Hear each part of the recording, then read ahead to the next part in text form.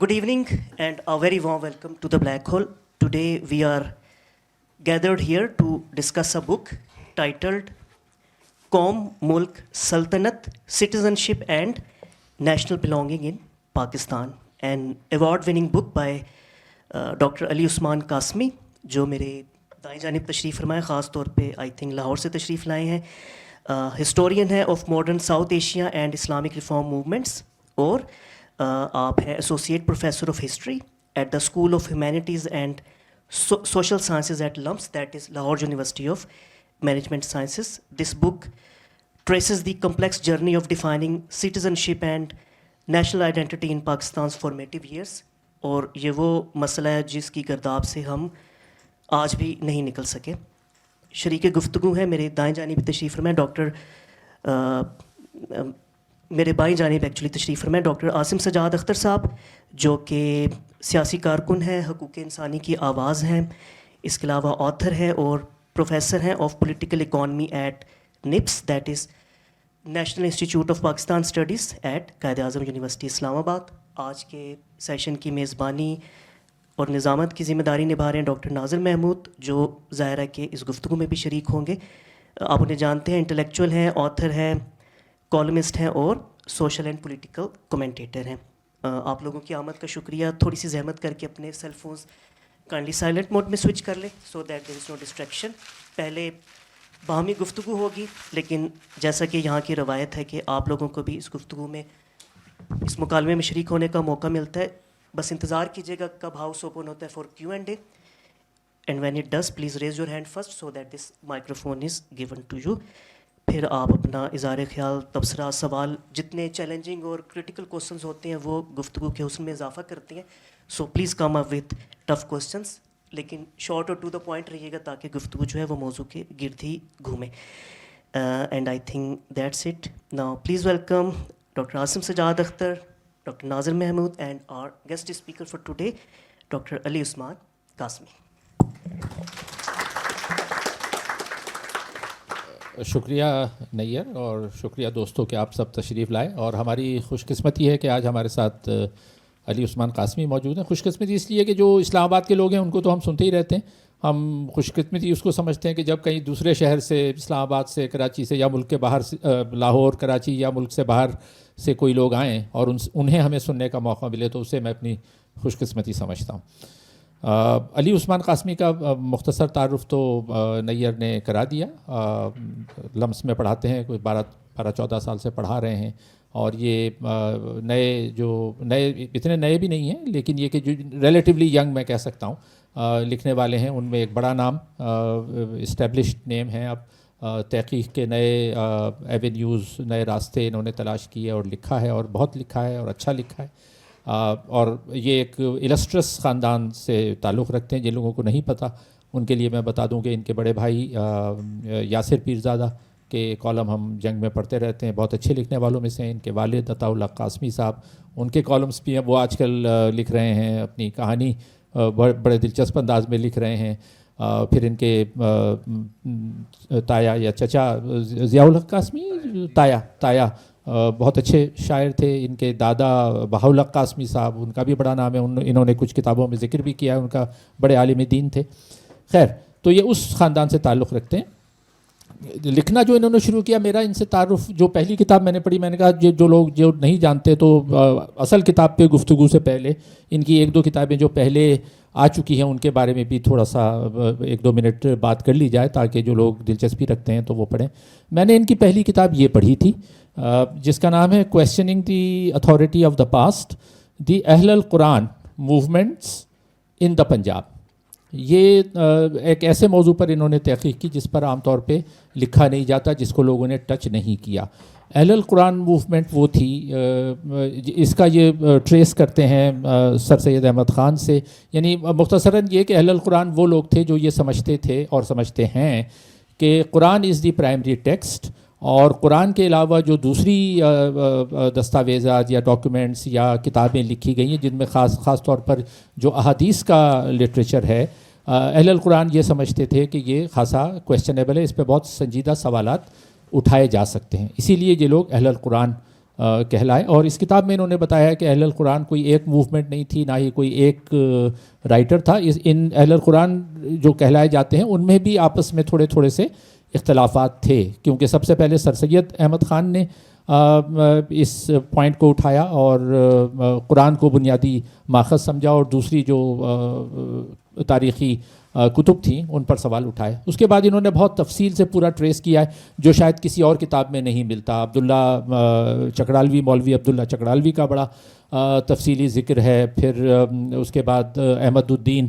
امرتسری کا انہوں نے بہت تفصیل سے ذکر کیا ہے, اور فائنلی وہ لے کر آتے ہیں غلام احمد پرویز تک. اور غلام احمد پرویز نے جو اور فضل الرحمن کا جو کردار تھا 1950s اور 60s میں, خاص طور پہ ایوب خان کے دور میں, کہ جس میں جب ایوب خان ایک ریلیٹیولی ماڈرنسٹ اپروچ لے رہے تھے ٹورڈس ریلیجن, اس کا بڑا تفصیل سے انہوں نے ذکر کیا ہے کہ جو قوانین ایوب خان نے آئلی قوانین نافذ کیے, خاص طور پہ خواتین کے نکاح اور طلاق کے بارے میں جو بہت تفصیلی اس کا ذکر ہے. تو اٹس ورتھ ریڈنگ. میں نے کہا کہ اصل کتاب پہ آنے سے پہلے میں آپ کو اس کتاب سے روشناس کرا دوں. اچھی کتاب ہے, ورتھ ریڈنگ. اس کے بعد دوسری کتاب جو میں نے ان کی پڑھی وہ the Ahmadis and the politics of religious exclusion in Pakistan. یہ احمدیوں کے ساتھ جو کچھ ہوتا رہا اور خود انہوں نے اپنے ساتھ جو کچھ کیا, وہ اس کی پوری تاریخ یہ ٹریس کرتے ہیں اس میں. اور یہ بھی اتنی کمپریہنسو ہے کیونکہ یہ ان کی اپروچ بڑی ڈس انٹرسٹڈ ہے. اتنے یعنی ظاہر ہے ایک ٹرو ہسٹورین کی طرح ایک بڑا نیوٹرل اور ڈس انٹرسٹڈ قسم کی اپروچ لے کر یہ بڑی آبجیکٹیولی تاریخ کو دیکھتے ہیں. تو احمدیہ موومنٹ کے آغاز سے لے کر اس میں کیا ڈیولپمنٹ ہوئی, پھر لاہوری گروپ اور مرزائی, اور یہ پڑھ کے پھر پتہ لگتا ہے کہ جس کو ہم مانی سمجھتے ہیں کہ احمدی اور قادیانی اور لاہوری اور مرزائی, جن کو سب ایک ہی طرح سمجھا جاتا ہے, تو یہ انہوں نے بڑی وضاحت سے بتایا ہے کہ ان میں کیا فرق ہیں. اور اس کے بعد جب دو بڑی اینٹی قادیانی موومنٹ چلی پاکستان میں, ایک تو 1950s کی اور اس کا جو سیاسی پس منظر تھا اس کو بھی انہوں نے بیان کیا ہے, اور اس کے بعد جو فائنلی ان کو سیکنڈ امینڈمنٹ کے ذریعے 1974 میں جو غیر مسلم قرار دیا گیا, اس کی انہوں نے جو پارلیمنٹری پروسیڈنگس ہیں اس کو انہوں نے بہت تفصیل سے ڈسکس کیا ہے کہ وہ الٹیمیٹلی کیا چیزیں تھیں, کیا ٹرننگ پوائنٹس تھے وہ, کہ جن کے نتیجے میں پھر پارلیمنٹ نے یہ فائنلی بل پاس کیا, قرارداد پاس کی, اور فائنلی ان کو نان مسلم. تو یہ it's very good source of information. Ahmadi یہ میرے خیال 2014 یا 15 کی ہے, 2014 کی. یہ 2012 میں آئی تھی یہ والی اہل القرآن والی, اور یہ 2014 میں آئی تھی. تو یہ دونوں کتابیں ان کی اس سے پہلے بہت اچھی آ چکی تھی. اب فائنلی ہم آتے ہیں ان کی جس کتاب پہ ہمیں آج گفتگو کرنا ہے. یہ ہے قوم ملک سلطنت, citizenship and national belonging in Pakistan. یہ ان کی لیٹسٹ کتاب ہے. میں بیچ میں اس پر بات کرتا رہوں گا, لیکن میں شروع میں نہیں کرتا تاکہ جب گفتگو چلے گی, بات سے بات نکلے گی, تو ہم اس کی پرتیں کھولیں گے. تو میں سب سے پہلے عاصم سجاد اختر, آپ کا ایک شکریہ آنے کا, اور معذرت کہ آپ شاید کچھ کنفیوژن رہا میری طرف سے کمیونیکیشن میں, جس میں میں نے ان سے پہلے بات کی تھی, لیکن مجھے جو 2-4 دن پہلے ان کو ریمائنڈ کرانا چاہیے تھا وہ میں نہیں کرا سکا. تو شاید یہ اس غلط فہمی میں تھے کہ شاید یہ پروگرام نہیں ہوگا یا یہ اس میں نہیں ہوں گے, لیکن پھر بھی بہت شکریہ کہ آپ شارٹ نوٹس پہ آپ تشریف لائے. عاصم سجاد, ظاہر ہے آپ نے اس کتاب پہ پڑھا, تفصیل ایک گہری نظر بھی ڈالی ہوگی. تو سب سے پہلے ہم یہ جاننا چاہیں گے آپ سے کہ why do you think that this کتاب is worth reading, this book is worth reading. اس کتاب کو کیوں پڑھنا چاہیے؟ شکریہ جی. دراصل اصل میں آج صبح میں اور قاسمی صاحب اسی کتاب کے حوالے سے یونیورسٹی میں بھی ایک تقریب تھی جی, تو ادھر ہی پھر ہمیں ایک دوسرے سے معلوم ہوا کہ میں نے آج شام پھر سے آنا ہے. میں کوشش تو یہ کروں گا کہ ان کے کانوں تک بھی کوئی نئی بات پہنچاؤں, کیونکہ آج صبح تو میں اسی کتاب کے بارے میں کافی کہہ چکا ہوں. If I'm allowed to say, I think this third, this is your third book, is that right? یہی 3 ہیں. This is a tour de force. matlab this is a much grander project than the other 2 books in terms of the scale and the scope, and also in terms of the archive that has been mobilized. And I think وہ آج بلکہ صبح یہی بات ہو رہی تھی کہ یہاں پہ آرکائیوز اس طرح موجود نہیں ہیں کہ آپ بس آسانی سے جا کر سب کچھ آپ کو مل سکتا ہے. تو ایک لحاظ سے انہوں نے خود ایک آرکائیو بنانے کا بھی کام کیا ہے اس کتاب میں. اور I think in all of his work there is very few I would سے historians that live up to the name of being a historian in this country. ناظر صاحب سے میں تھوڑا سا یہ ضرور کہوں گا کہ یہ جو آبجیکٹو والا معاملہ ہے نا، قاسمی صاحب کوئی آبجیکٹو آدمی نہیں ہے، ایسی بات نہیں ہے، نہ اس کتاب میں نہ کسی دوسری کتاب میں انہوں نے کوئی بہت آبجیکٹو ہونے کی کوشش کی ہے. وہ یعنی کہ ہمارے دوست عمار ان کو کہتے ہیں دا پیپلز ہسٹورین، کہ وہ شخص جو کہ کوشش کرتا ہے، کریدتا ہے، اس تاریخ کو اجاگر کرتا ہے جس کو جان بوجھ کر دبایا گیا ہے، جس تاریخ کو سرکار نے دفن کرنے کی کوشش کی ہے. اور اس کتاب میں actually what he is done is he is demonstrated with a great deal of detail precisely how the state tried to create, and of course there's a long conceptual debates that he's dealt with in this book, what it meant to be a Pakistani citizen, what it meant not to be a Pakistani citizen, how that evolved over time, from first the state trying sort of very in strange and in a sense مطلب جس کو کہتے ہیں not necessarily directly آج، بلکہ صبح انہوں نے بتایا کہ یہ کہیں پہ بھی نہیں، آج بھی قانون جو ہے سٹیزن شپ کا اس میں یہ کہیں ذکر نہیں ہے کہ آپ کا مذہب اسلام ہوگا تو آپ شہری ہوں گے، لیکن اس کے باوجود کیسے مختلف طریقوں سے ٹیکنیکلٹیز سے یعنی کہ to try and exclude first people who were not Muslim or to include people who were coming over or who could possibly be integrated into the idea of this new Muslim nation.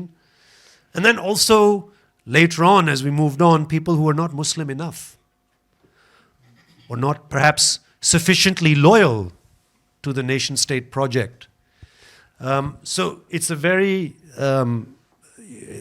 sophisticated treatment of, and I was saying this morning, اس میں جو بنالٹی کا جو ایک element ہے کہ جو عام چیزیں ہیں، جیسے یہاں پہ جھنڈے کی بات انہوں نے کی، نیشنل اینتھم کی بات کی، یعنی کہ دیز آر بنال تھنگس جو کہ ہم جب قومی ریاست کے اندر پیدا ہوتے ہیں تو ہمیں لگتا ہے یہ تو ایسی فطرتی چیز ہے کہ پتہ نہیں باپ دادا کے زمانے سے چلی آ رہی ہے اور بس ہم بھی اسی کو لے کر چل رہے ہیں. But it's in that banal that you see how state making, how belonging or not belonging is constructed. And then also, I mean, ہمارے جیسے میں نے کہا وہ آبجیکٹو والا جو لفظ ہے میں تھوڑا سا اس کو پیچھے دھکیلتا ہوں کہ اس کو کنٹیسٹ بھی تو آخر کیا گیا، ایسا نہیں ہے یہ کوئی یعنی کہ ایسا نہیں ہوتا کہ یک طرفہ ہی ایک سلسلہ ہوتا ہے اور سرکار اپنی من مرضی ہر چیز منوا لیتا ہے. Whether that be feet dragging, everyday forms of resistance. I don't think Kazmi Saab deals with sort of bigger political movements that, حوالہ آتا ہے.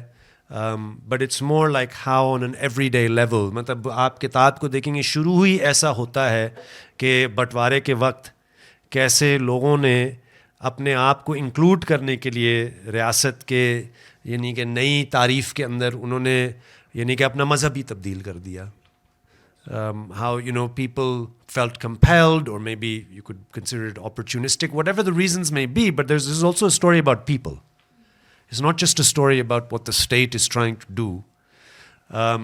So, I mean, I can't compliment it enough, and there's a whole set of other theoretical debates which hum baat kar sakte hain about what it means to what it means to call something a nation state, and how hum consciously or unconsciously hum Europe ko hi prototype bana kar chala rahe hote hain, ya hamare yahan Hindustan کو ہم بہت سراہتے ہیں کہ وہ تو inclusive nation state project ہے، ہم تو کسی کھاتے میں نہیں ہیں. I think Qasmi Saab also pushes back against sort of that said or unsaid sort of, in a sense, dominance of a particular kind of, or an idealization of a particular kind of post-colonial nation building project. تو اس میں بہت کچھ ہے. It's not a straightforward read. It's dense. But it's also, there's parts of it which are also very, I think, accessible. Especially these stories about ordinary people and how they navigate and contest. So yeah, I think I imagine as he moves forward, he'll probably create something even more impressive than this. But this, I think, if this was the last thing he ever wrote, it would be a very impressive sort of thing to end with. शुक्रिया Asim to set the tone. Ali, ये बताइए कि ये idea आपको आया कैसे कि इस मौजू पर, क्योंकि इससे पहले जो किताबें थी आपकी उसमें ख़ासा प्योरली रिलीजियस टिंज है, रिलीजियस कलर है, वो तो इसमें भी नज़र आता है. लेकिन ये कौम मुल्क सल्तनत आपने अपने शुरू में इंट्रोडक्शन में बयान तो किया है, ज़ाहिर है ये आपने कौमी तराने से लिया है. लेकिन how did you come up with this idea कि कौम मुल्क सल्तनत पे इस हवाले से बात करनी चाहिए? तो आप मुझे ज़रा हमें इस आइडिया की ओरिजिन और what prompted you to right this book, इससे गुफ्तगू का आगाज़ करते हैं. बहुत शुक्रिया यहाँ पर मुझे बुलाने के लिए नाज़िर साहब, और आप तमाम अहबाब जो यहाँ तशरीफ़ लाए. ब्लैक होल को मैं बहुत रिलीजियसली फ़ॉलो करता हूँ. यूट्यूब पर मैंने इसको सब्सक्राइब और लाइक किया हुआ है, और ये पूरा सेटअप मेरे लिए इतना फेमिलियर है कि and you know it's a wonderful space कि जहाँ पर इतनी अहम मौज़ूआत पर गुफ्तगू हो जाती है. And I am specially grateful to professor Asim Sajjad Akhtar कि वो, और मेरे लिए इससे ज़्यादा फ़ख्र की और ख़ुशी की बात नहीं हो सकती कि एक ही दिन में 2 दफ़ा मैंने इनके मुँह से अपने लिए तारीफ़ सुनी. तो क्योंकि ये और मैंने सुबह भी कहा और मैं दोबारा कहूँगा कि आसिम सज्जाद अख्तर उस्तादों के उस्ताद हैं. कि पाकिस्तान में इस वक्त जो क्रिटिकल स्कॉलरशिप प्रोड्यूस हो रही है, वो तमाम या बेशतर उनमें से जो अफराद हैं वो आसिम सज्जाद अख्तर के स्टूडेंट हैं. और वो चाहे प्राइवेट सेक्टर में हो या चाहे पब्लिक, और सबसे ज़्यादा बड़ी तो बल्कि कंट्रीब्यूशन है कि पब्लिक सेक्टर के स्टूडेंट्स को वो एक क्रिटिकल लैंग्वेज, वो क्रिटिकल ईडियम सिखाना कि जिसमें वो अपना एक्सपीरियंस बयान कर सकते हैं. और वो that's real contribution, that's like real scholarship, and that's real activism and politics as well, I would say.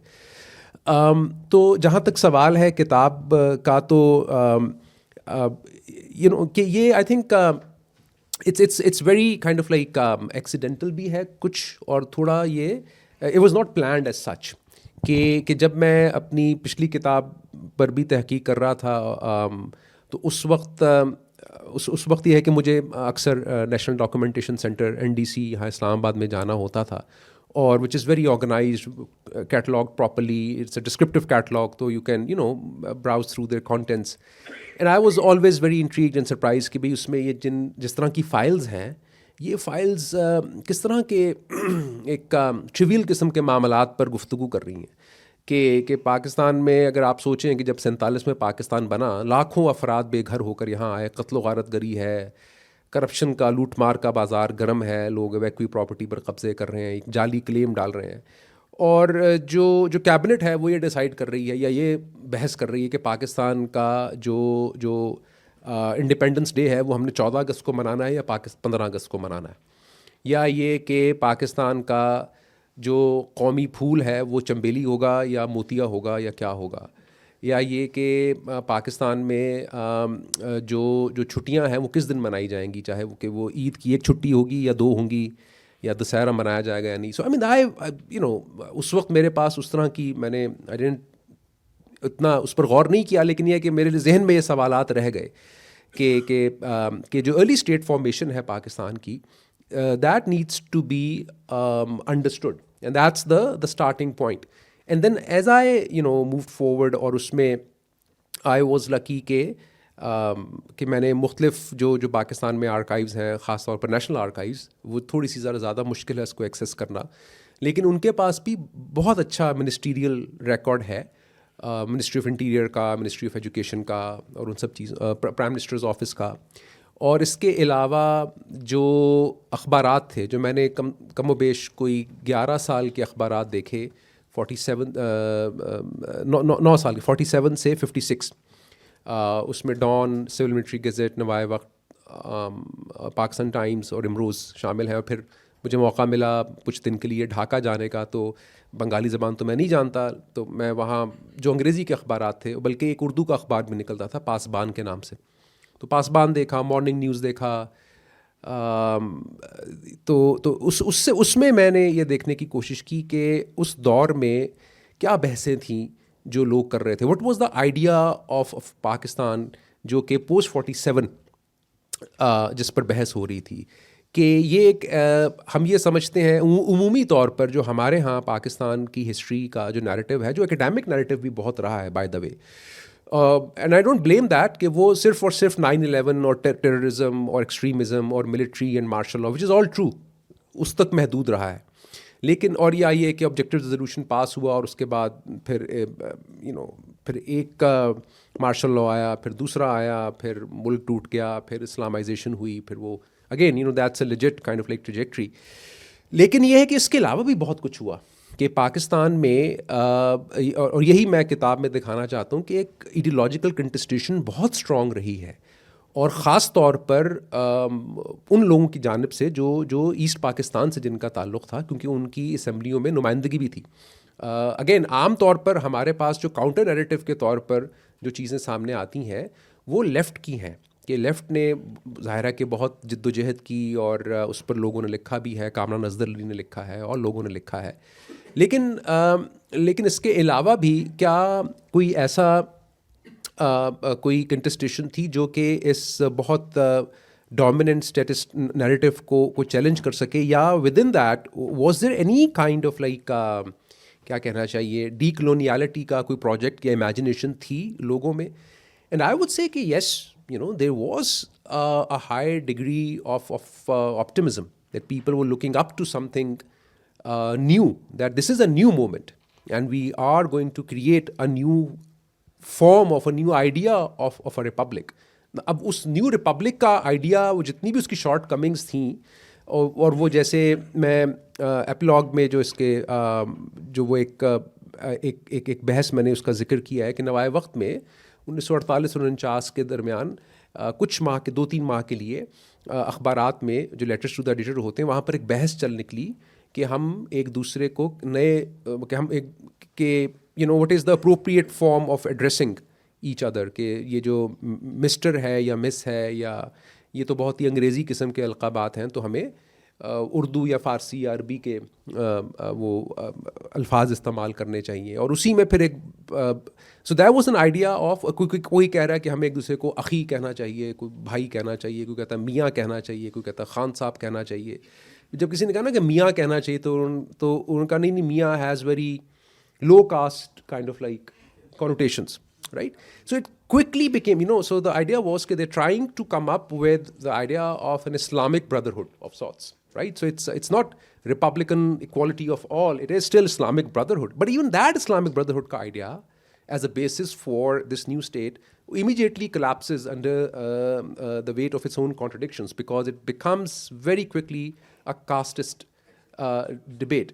اور اس میں وہ بات آ جاتی ہے کہ وہ کسی نے کہہ دیا کہ نہیں سید کہنا چاہیے کیونکہ سیدی یا سید مینس عثمان صاحب مسٹر مطلب ہوتا ہے نا اس کا, تو اس پر کسی نے کہا نہیں یہ is exclusive to the family of the prophet and so on so fourth.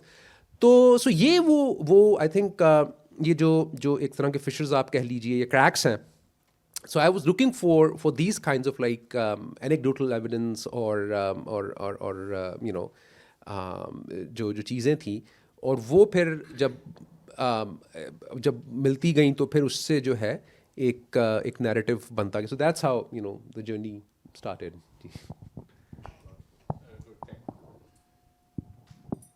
Good, thank you very much. That reminds me, جب انہوں نے کہا نا کہ جب یہ بہت انہوں نے ڈیٹیل سے آرکائیوز کو دیکھا ہے اور ان ڈیبیٹس کو نہ صرف پارلیمنٹ کی بلکہ جیسے انہوں نے کہا کہ اخبارات کو دیکھا ہے, تو اس میں جو کیبنٹ میں جو چیزیں ڈسکس کی جا رہی تھی, جو نوٹیفیکیشن آ رہے تھے, جس چند کا ذکر انہوں نے کیا کہ وہ پھول کون سا ہوگا, جانور کون سا ہوگا, تو اس میں ایک یہ بھی تھا اس کتاب میں انہوں نے دیا ہے کہ اس پر بھی بحث ہوتی تھی کہ جو قومی لباس کیا ہوگا, اس پہ تفصیل سے گفتگو ہوئی. پھر یہ ڈیسائیڈ کیا گیا کہ شیروانی ہوگی. جب یہ ڈیسائیڈ کر لیا تو پھر اس پہ بحث ہو رہی تھی کہ شیروانی کی لینتھ کیا ہوگی, وہ کیا گھٹنے سے اوپر ہوگی, گھٹنے کے برابر ہوگی, یا گھٹنے سے نیچے ہوگی. تو کسی نے کہا گھٹنے سے اوپر ہوگی تو کتنے انچ اوپر ہوگی, گھٹنے سے اگر نیچے ہو تو کتنے انچ نیچے ہو. پھر فائنلی ڈیسائیڈ کیا گیا کہ بھائی گھٹنے سے نیچے نہ ہو, بس دیٹس اٹ. ہاں ایون بٹن پہ ڈسکس ہو رہا ہے کہ جی بٹن جو ہیں وہ شیروانی کے بٹن 5 ہوں گے یا 6 ہوں گے. اس پہ یعنی اس طرح کی گفتگو. جانور پہ ڈسکس ہو رہی ہے, قومی جانور. تو ایک انہوں نے بڑا انٹرسٹنگ وہ ایپیسوڈ دیا ہے کہ اس پہ بحث ہوتی رہی کہ جی وہ کسی نے کہا کہ جی بنگال, کیونکہ ظاہر ہے بنگالی جو تھے وہ چاہتے تھے ہماری بھی تو کوئی چیز آئے, تو وہ کہا گیا کہ جی بنگال ٹائیگر کو جو ہے وہ قومی جانور قرار دے دیا جائے. اچھا وہ قومی جانور, اب اس پہ بحث ہو رہی ہے کہ اچھا بنگال ٹائیگر مان لیا تو اب بنگال ٹائیگر کی مختلف تصویریں منگائیں گے. اب یہ فیصلہ نہیں ہو رہا کہ اس میں کون سا بنگال ٹائیگر ہے یا کون سا کوئی اور افریقی ٹائیگر ہے. اور بعض میں تو انہوں نے یہاں تک کہا ہے کہ وہ اس طرح سے کنٹروورشل چیزیں ہو گئیں یا جن پہ فیصلہ نہیں ہو رہا تھا تو پھر وہ برطانیہ بھیجی جاتی تھی کہ اچھا جی آپ بتائیں. یعنی انٹرسٹنگلی ایک ایپیسوڈ ہے کہ جس میں رنگ پر فیصلہ نہیں ہو رہا ہے کہ جو ہرا ہوگا, کیونکہ ہرے کے تو مختلف شیڈ ہیں. اچھا اور وہ شیڈز جو ہیں وہ ابھی پچھلے 150 سال کی ہی ہے نا, کہ جس میں اتنے سارے کلر آ گئے. پہلے تو بس نیلا پیلا ہی ہوتا تھا.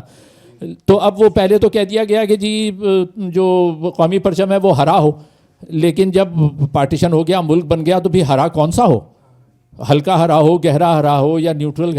تو اب انہوں نے وہ پوری اس کی ڈیٹیل دی ہے کہ یہاں سے جناب برطانیہ بھیجا گیا رنگوں کے اسپیشلسٹ کو, اور ان سے کہا گیا کہ جو مسلم لیگ کا جھنڈا جو تھا ہرا وہ ایک بھیجا گیا, اور کہا کہ یہ بتائیے کہ اس کا کون سا نمبر ہے کلر میں, تاکہ پھر ہم اس کو اسٹینڈرڈائز کریں. تو پھر جو برطانیہ میں لنڈن میں بیٹھے ہوئے جو رنگوں کے اسپیشلسٹ تھے انہوں نے وہ اس کا ایک خاص نمبر دیا کہ یہ نمبر ہے اور یہ نمبر اسٹینڈرڈ. ہاں ایک اور چیز جو اس میں انہوں نے لکھی ہے کہ یعنی ٹریویا پہ ہم بات کر رہے ہیں, تو ٹریویا میں یہ بھی تھا کہ وہ جو کریسنٹ ہے, ہلال جو ہے, تو وہ ہلال کا رخ ہاں کس طرف ہو, اس طرف ہو. اچھا ڈنڈا کہاں لگایا جائے, اگر یہاں لگایا جائے گا تو اس کا رخ ادھر ہو جائے گا, ادھر لگائیں گے تو ادھر ہو جائے گا. ایک عجیب قسم کی جو ہے وہ ڈسکشنز چل رہی تھی. خیر اس پہ ہم مزید بات کریں گے, لیکن یہ بڑی انٹرسٹنگ اور دلچسپ ہے, آدمی ہنستا ہے. اس سے مجھے یاد آیا ہنسنے سے کہ مجھے کسی نے ریسنٹلی ایک اسٹوڈنٹ نے جو آئی تھنک بیسٹ کمپلیمنٹ جو دیا میری کتاب پر, اس نے کہا کہ professor your book is really فنی. تو which I think is the biggest compliment. بھائی ایک ہسٹورین کے لیے اس سے بڑا کمپلیمنٹ کیا ہوگا. یعنی ہسٹری کو کہا جاتا ہے کہ روکھا سوکھا مضمون ہے, لوگ بور ہوتے ہیں. اگر ہسٹری کی کتاب پڑھ کے اس طرح سے ہنسی آئے تو اس سے بڑا کمپلیمنٹ آئی ایگری کہ اور کیا ہوگا. لیکن اس سے یہ بھی مطلب یہ کہ جس کو کہنا ستم ظریفی, کہ ہنسی بھی ہے اور افسوس بھی ہے کہ یار یہ اس قسم کی ڈسکشنز ہو رہی تھیں. خیر عاصم یہ بتائیے, اس میں اس کا آغاز ہی ہو رہا ہے قوم سے, نیشن جس کو ہم عام طور پہ کہتے ہیں, اور نیشن اسٹیٹ کی بھی ابھی آپ نے تھوڑی بات کی. پاکستان کے بارے میں بھی, انڈیا کے بارے میں بھی نیشن اسٹیٹ کی کوئی ایک ظاہر ہے لٹریچر جو تھوڑا بہت میں نے پڑھا ہے اس پر, اس میں یہ کہ کوئی ایسی ایک متفقہ ڈیفینیشن نیشن اسٹیٹ کی نہیں ہے جس پہ سب لوگ ایگری کریں. ایک تو یہ ہے کہ جی نیشن اسٹیٹ کا ایک تو یورپین تصور تھا کہ جی جہاں پر ایک زبان ہو, ایک ایتھنک اور لنگوسٹک یونٹی اگر ہو, جیسے فرانس میں زیادہ تر لوگ فرینچ بولتے ہیں اکثریت, دوسرے بہت کم ہوں گے, تو فرانس کو ایک نیشن اسٹیٹ کہا جا سکتا ہے. جرمنی اور اٹلی میں بھی نیشن اسٹیٹ بن گئیں 1870-71, اور اس سے پہلے اٹلی میں شاید 1848 وغیرہ میں یا 60 میں جب وہ یونیفیکیشن ہوا, جرمن اور اٹالین یونیفیکیشن. تو ایک تو وہ نیشن اسٹیٹ کا تصور ہے. دوسرا اب ہمارے ہاں بھی نیشن اسٹیٹ کا استعمال کیا جاتا ہے ان ممالک کے لیے, پاکستان جیسے, جن کو کثیر القومی یا کثیر القومیتی ملک ہونا چاہیے. تو ٹیکنیکلی اسپیکنگ کیا پاکستان اور انڈیا جیسے کثیر القومی یا کثیر القومیتی ملکوں کو نیشن اسٹیٹ کہا جا سکتا ہے؟ نیشن اسٹیٹ تو کہا جا اس لیے سکتا ہے کیونکہ وہ ہے, it exists. And I don't know, even the European example, sometimes I wonder کہ جو ہم prototypes لے کر چل رہے ہوتے ہیں, even in Europe, مثال کے طور پہ, you'll find countries, Switzerland, the Swiss are not a single ethnic group. وہ German speakers بھی ہیں, French speakers بھی ہیں. You can have in the south of Germany, you have Italian speakers. In the north of Italy, you have, in the south of Germany, آپ ان کے جو Alps کا جو پورا وہاں پہ. So I'm not sure that it's necessarily the case that there is any prototype. آج صبح قاسمی صاحب سے بات ہو رہی تھی کہ انہوں نے بھی کتاب میں حوالہ محمود ممدانی کا دیا. دیکھیں جو ہماری کلونیل جو انہیریٹنس ہے یا جس کو انہوں نے اسی کے گرد انہوں نے مطلب at least when he starts he lays out in very majestic terms sort of the theoretical foundations of his project. There's a plethora of literature کہ یہ جو کالونیز تھیں اور اس میں پھر سیٹلر کالونیز کی کہانی ورسز ہماری جیسی کالونیز جہاں پہ انگریز نے آ کر باضابطہ آباد کاری اپنے گوروں کی آباد کاری نہیں کی. حالانکہ پھر آج صبح یہی بات ہو رہی تھی جب آپ نے وسیم کا حوالہ دیا کہ this can also be considered a settler state, کیونکہ یہاں پہ جو اردو اسپیکنگ مہاجر آتے ہیں یا ایون یہ ہمیں اکثر بھلا دیا جاتا ہے, لیکن پنجاب میں جو آج کا جو پاکستان کا پنجاب ہے اس میں بھاری اکثریت ان لوگوں کی ہے جو کہ ہجرت کر کے مشرقی پنجاب سے آئے ہیں. And not just at the time of partition. The first big migration took place in the early 20th century at the time of canal colonization. جب یہاں پہ آج بات ہو رہی تھی کہ انگریز کا اور جو آج بھی ہے جو سندھ میں اور چولستان میں اور تھل میں اور خاران میں ڈیزرٹس کو ویسٹ لینڈ سے پروڈکٹیو لینڈ بنانے کا جو ایک امیجنری ہے نا کہ یہاں پہ تو کوئی بھی نہیں ہے, یا اگر ہے بھی تو کوئی بیکورڈ لوگ ہوں گے جن کو یعنی کہ ماڈرن پیزنٹ ایگریکلچر کا کوئی اتا پتہ نہیں ہے. سو what does it mean to say these are people? Nations are all constructed entities, all of them. کوئی ایک دنیا میں مجھے کوئی قوم ہے, قاسمی صاحب نے قومیت کے پورے تصور کو یعنی کہ کیسے اسٹیٹ نے اور even at an everyday level قومیت sometimes is a word that can be used to describe that is considered pejorative کہ یہ تو parochial سا ایک تصور ہے. آپ پنجاب کے دیہات میں جائیں گے تو قوم actually generally refers to caste.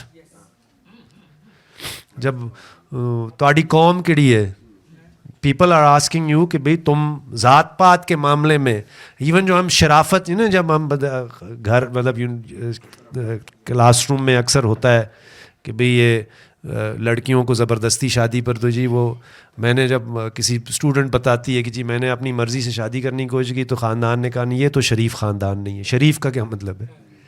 So I'm digressing, but my point is that nations, whether they be European nations or they be, nations that came out of the process of colonization, ہمارے یہاں تو the national project, whether it be the Muslim nationalist project, whether it be Congress's so-called composite nationalist project, these were all awwal to led by a very small segment of society. They had very particular ideas about, and different ideas, not all the same types of ideas, but particular ideas about what it meant کہ بھی ہم اب ہندوستان کی قوم کو آزادی دلوا رہے ہیں, یا سو کالڈ پاکستان کے کیس میں تو اور بھی پیچیدہ ہے.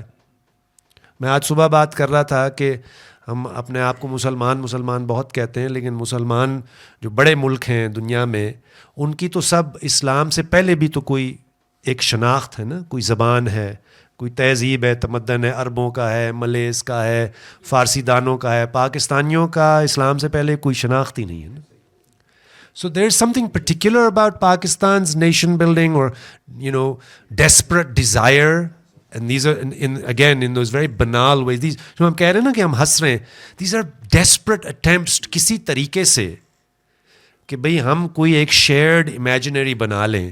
اور وہ واقعی صحیح بات ہے کہ بنگالی کہہ رہے ہیں. آج صبح قاسمی صاحب نے بڑا زبردست جیسے بتایا کہ بھی اول تو مجھے بھی نہیں آج تک سمجھ آتا, لیکن بنگالیوں کو آپ کا قومی ترانہ کیا سمجھ آئے گا؟ لیکن آپ مجھے بتائیں, ہم بھی بڑی مشکلوں سے اتنے مشکل الفاظ سمجھتے ہیں. So are we trying to draw a lineage to some kind of continuation of Mughal culture? What does that mean for nation? There is no nation. There was no Mughal nation. It was an empire. And it went through various stages. And then we constructed out of that some notion that to be Pakistani means this. But by the way, to be American, what does it mean? What does it mean to be, I don't know, any of these countries? If you go to Indonesia, the Javanese versus the Sumatrans, ان کا اپنا ایک الگ کہانی ہے. Javanese culture with a great deep Hindu sort of imprint اور پھر اس کو کیسے اریز کیا گیا یا اس کو کیسے اسیمولیٹ کیا جاتا ہے. تو یہ ہر ملک کا, یعنی کہ قوم, ملک, سلطنت, it's a great play on these sort of competing, confused, often interchangeably used terms, and what it reflects is کہ بھئی یہ سب ایک constructed اور politically contested project ہے. اور جو قاسمی صاحب کی کتاب سے, اور جو ہر ایسے ہمارے دوست جو آج کل پاکستان کے پہلے 8-10 سال کی تاریخ کے کو ایک نئے انداز میں لکھ رہے ہیں اور نئی چیزیں سامنے لا رہے ہیں, وہ یہ دکھا یہ رہے ہیں کہ بھئی کچھ بھی ممکن تھا. یہ ممکن تو تھا, وہ نہ ہو سکا, ہم پہنچے آخر جہاں پہ ہم آج جہاں پہ کھڑے ہیں. لیکن ایسا نہیں ہے کہ لوگوں نے کوئی متبادل تصورات رکھے نہیں, یا اس کے لیے لڑائی نہیں لڑی, یا اس کو جمہوری طریقے سے بھی. دیکھیں نا, بنگالیوں کی ساری کہانی یہی ہے کہ انہوں نے ہر جمہوری طریقے کو اپنانے کی کوشش کی اور ہر موقع پہ ان کو ٹھوکریں کھانی پڑی, چاہے وہ قوم, even this idea. So to go back to your original question, yes, this is a multinational state. The sooner we acknowledge it, the better. India acknowledges that in some way, in a different kind of way, right? Because they call it the Union of India, and there are different states. اور آپ دیکھیں ہندوستان میں بٹوارے کے وقت 11 ریاستیں تھیں, اب 29 ہو چکی ہیں. تلگو اسپیکنگ, انہوں نے کہا جی, انہوں نے ہنگامہ شور ڈالنے, انہوں نے کہا جی ٹھیک ہے آپ تلنگانہ بنا لیں, رائٹ. ہمارے یہاں 5 تھے, ماشاءاللہ ہم 5 سے 4 پہ آ گئے. تو اب یہ فرق ضرور ہے, لیکن that doesn't mean we should consider our self so exceptional کہ ہمارا نیشن اسٹیٹ پروجیکٹ بہت ہی ٹارچرڈ ہے اور باقی بڑے امن اور جمہوری طریقے سے ریزالو ہو رہے ہیں. آپ مودی سرکار کا دیکھیں, وہ پوری ری رائٹنگ آف ہسٹری کرنے کی کوشش کر رہے ہیں نا, اینڈ کافی حد تک. مطلب میں اکثر کہتا ہوں کہ مودی, وہ ضیاء الحق زندہ ہوتا تو وہ this is what he wanted to do, right.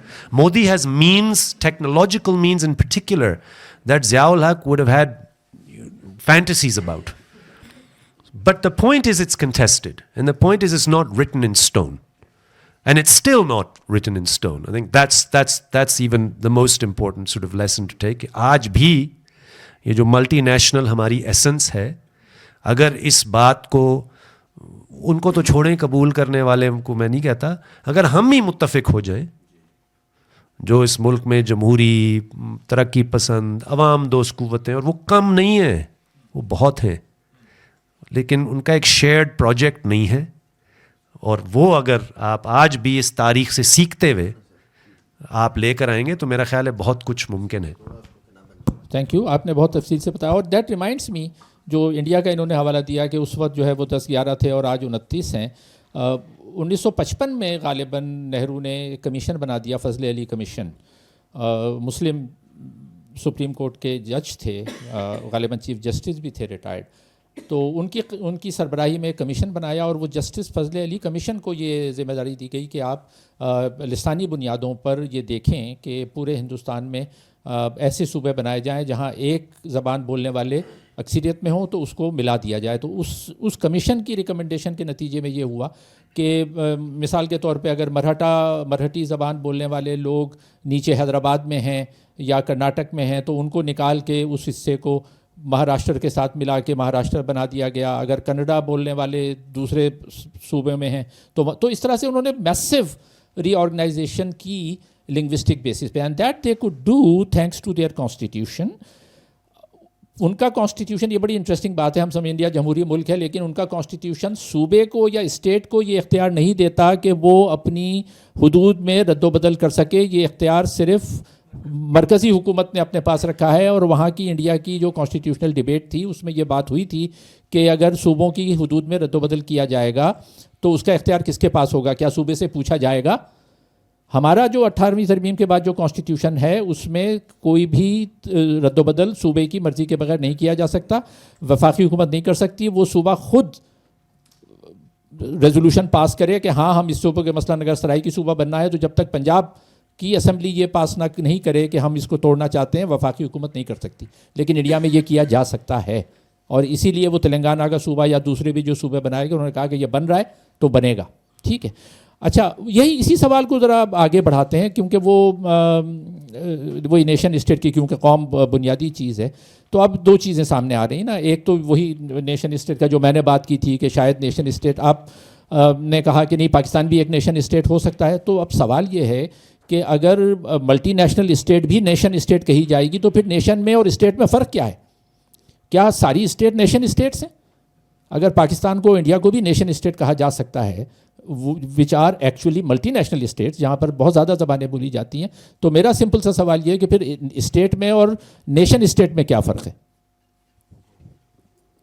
اچھا یہ تو خیال میں پولیٹیکل سائنس والوں کا, پولیٹیکل تھیوری والوں کا وہ ہے, لیکن آئی تھنک اٹس کہ دیکھیے کہ یہ جو ماڈرن اسٹیٹ فارم ہے جس کا ماڈل ہم فالو کرتے ہیں, جس کو ہم کاپی کر رہے ہیں, وہ تو ایک ویسٹرن اسٹیٹ کا وہ ماڈل ہے. اصل جو چیز وہ یہ ہے جس کو کنٹیسٹ کرنے کی ضرورت ہے, وہ یہ ہے کہ this is the most ridiculous kind of like model especially in our part of the world, کہ جہاں پر اس طرح کی باؤنڈریز ایگزسٹ نہیں کر سکتی, اس طرح کے بارڈرز ایگزسٹ نہیں کر سکتے, بیکاز لوگوں کی جو ایک ہسٹوریکل کنیکشنز ہیں ایک دوسرے کے ساتھ وہ اتنے ڈیپلی انٹرنچڈ ہیں کہ جس کو توڑنا ممکن نہیں ہے. اور جس طرح کے بارڈرز یہاں بنے ہیں, آپ دیکھیے کہ جسٹ امیجن کہ ہم کہ ہمارا جو وہ ایک ریڈ کلف ہے بارڈر, ایک ڈیورنڈ ہے, اور اوپر جو ہے وہ میک موہن لائن ہے, رائٹ. سو 3 سفید فام مردوں نے یہ طے کیا ہے کہ یہ یہاں کے اس خطے کے بارڈرز وہ کیا ہوں گے. That's an entirely a product of a colonial governance basically, کہ جہاں جس طرح سے کلونیل پاور اپنے آپ کو انٹرنچ کرتی گئی اور اس کی بنیاد پر اس نے اپنے طاقت کے زور پر وہ لکیریں کھینچ دیں, وہ that became the basis for these nation states and their boundaries which are completely against all sorts of historical connections that these people and people living in these areas they have.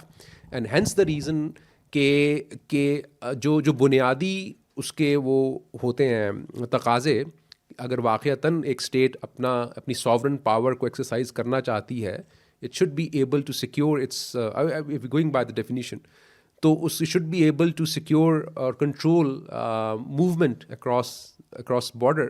It's impossible because the nature of the border itself کہ وہ ایک open border ہے, اور اس میں ایک tribe کا ایک حصہ وہاں ہے, ایک حصہ یہاں ہے, and that becomes a reason. And there are historical patterns of seasonal migration, for instance, کہ بھئی وہاں افغانستان سے ایک ٹرائب ہے جو کہ کئی ٹرائبز ہیں بلکہ جو سیزنل مائگریشن کرتے, سردیاں ہوتی ہیں تو وہ مائگریٹ کر کے اس طرف آ جاتے ہیں, اور تو آپ کس طرح سے ان کی آئیڈینٹی کو ایک باکس میں فٹ کرنے کی کوشش کریں گے, رائٹ.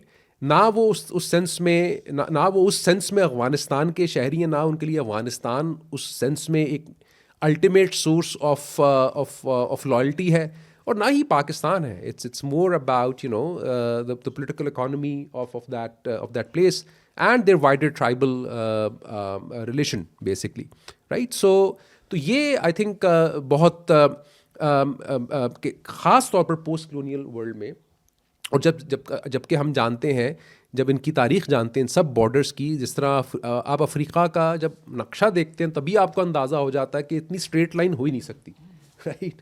تو یہ جہاں ایک اسٹریٹ لائن دیکھتا ہوں کسی بارڈر کسی میپ میں, مجھے وہاں پر کلونیل وائلنس ہی نظر آتا ہے. It can not have otherwise happened کہ اتنی اسٹریٹ لائن کسی نے کھینچی ہو. کانگریس آف برلن تھی, اور اس کے نتیجے میں کیک کی طرح کاٹ کے افریقہ کو مختلف یورپین پاورز کے, اور ان بارڈرز کو ہم سمجھتے ہیں کہ وہ ایک ان کی کوئی سینکٹیٹی ہے, right. So yeah, I think in our context and given our particular sort of like experience with history and our own social configurations, and nation state is a very very kind of like a failed project, اور ہاں یہ ہم ضرور کہہ سکتے ہیں کہ اگر ہم ہندوستان کے تناظر میں دیکھیں کہ وہاں پر بہرحال کس طرح سے نہرووین پروجیکٹ نے ایک ہسٹوریکل کنٹینیوٹی کو اسٹیبلش کرنے کی کوشش کی ہے, right. They are also coming from a different kind of a historical baggage, and that historical baggage is that of actually decentralization. There has never historically been that strong a central power in India for like thousands of years, right? بلکہ یہ تنقید تھی جب پاکستان کا مطالبہ کیا جا رہا تھا تو اس میں جو مجلس احرار کے جو تھے عطا اللہ شاہ بخاری، تو وہ یہی کہتے تھے کہ یہ جتنا بڑا ہندوستان آپ وہ تو ذرا کمیونل لینگویج میں بھی سوچتے تھے کہ جتنا بڑا ہندوستان آپ ہندوؤں کے حوالے کر کے جا رہے ہیں، اتنا بڑا تو کبھی اشوکا کے زمانے میں بھی نہیں تھا ان کے پاس، رائٹ؟ تو یو نو تو جو ہندوستان کی جو انگزائٹی جہاں سے آتی ہے وہ یہ ہے کہ there at least in their case Nehru was historian تھے نا آخر، تو ان کی جو انڈرسٹینڈنگ تھی وہ بہت پختہ تھی کہ وہ اس بیگیج کو سمجھتے تھے کہ کس طرح سے یہ ایک فریگمنٹڈ ایک اسٹرکچر رہا ہے، but at the same time it has been you know there are connections as well. It's not to say کہ اس میں کوئی چیز کوئی جڑت کی ہے نہیں.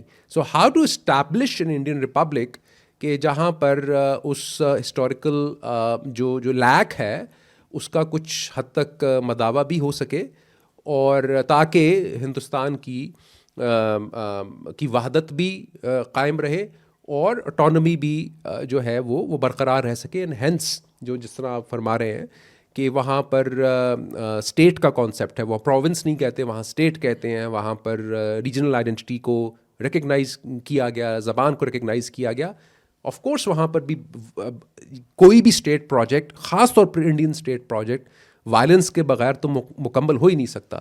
تو چاہے وہ وائلنس کشمیر میں ہو، چاہے وہ وائلنس حیدرآباد دکن میں ہو، اور اس کے بعد خاص طور پر کہ یہ جو اسٹیٹ جو پروونسز یا نئے پروونسز بنانے کی بات ہے، تو وہ لینگویج کی بنیاد پر تو انہوں نے تسلیم کیا، ریلیجن کی بنیاد پر، یو نو. سو وہ کانفلکٹ ہے جو کہ ایک بہت ٹینس کانفلکٹ ہے ہندوستان کا، اور وہ ہے پنجاب کہ جہاں پر جو سکھ ہندو تضاد ہے وہ بہت شدید ہے، right? Because that's where you know this is the fault line in that entire scheme of things, کہ جہاں پر لینگویج کی، اگر صرف لینگویج کی بنیاد پر صوبہ بنانا ہوتا تو وہ بن سکتا تھا، لیکن وہاں پر جو صوبہ ہے، جو سکھوں کی جو موومنٹ تھی پروونس کے لیے، was more than language. It was about, you know, they were, you know, this you know, will for sovereign power, you know, that nostalgia for the you know, Ranjit Singh اور اس کی empire اور وہ سب, you know. تو یہ I think فرق ہے پاکستان اور ہندوستان کے اپنے ایکسپیرینس میں کہ جو نیشن اسٹیٹ میکنگ کا جو پروجیکٹ ہے وہ انہوں نے کس طرح مختلف انداز میں اس کو پرسیو کیا. اور پنجاب کا آپ نے اچھا حوالہ دیا، جو انڈیا کا مشرقی پنجاب تھا اس کے بھی کئی ٹکڑے ہوئے، میرا خیال ہے کم از کم 3 تو انہوں نے بنا دیے. ہریانہ کو الگ کیا، ہماچل پردیش اوپر چلا گیا، اور خود جو ان کا مین پنجاب ہے وہ ظاہر ہے سکھ میجورٹی رہ گیا، تو اس میں ظاہر ہے تھوڑا بہت ریلیجن کی کنسیڈریشن بھی آ جاتی ہے کہیں نہ کہیں.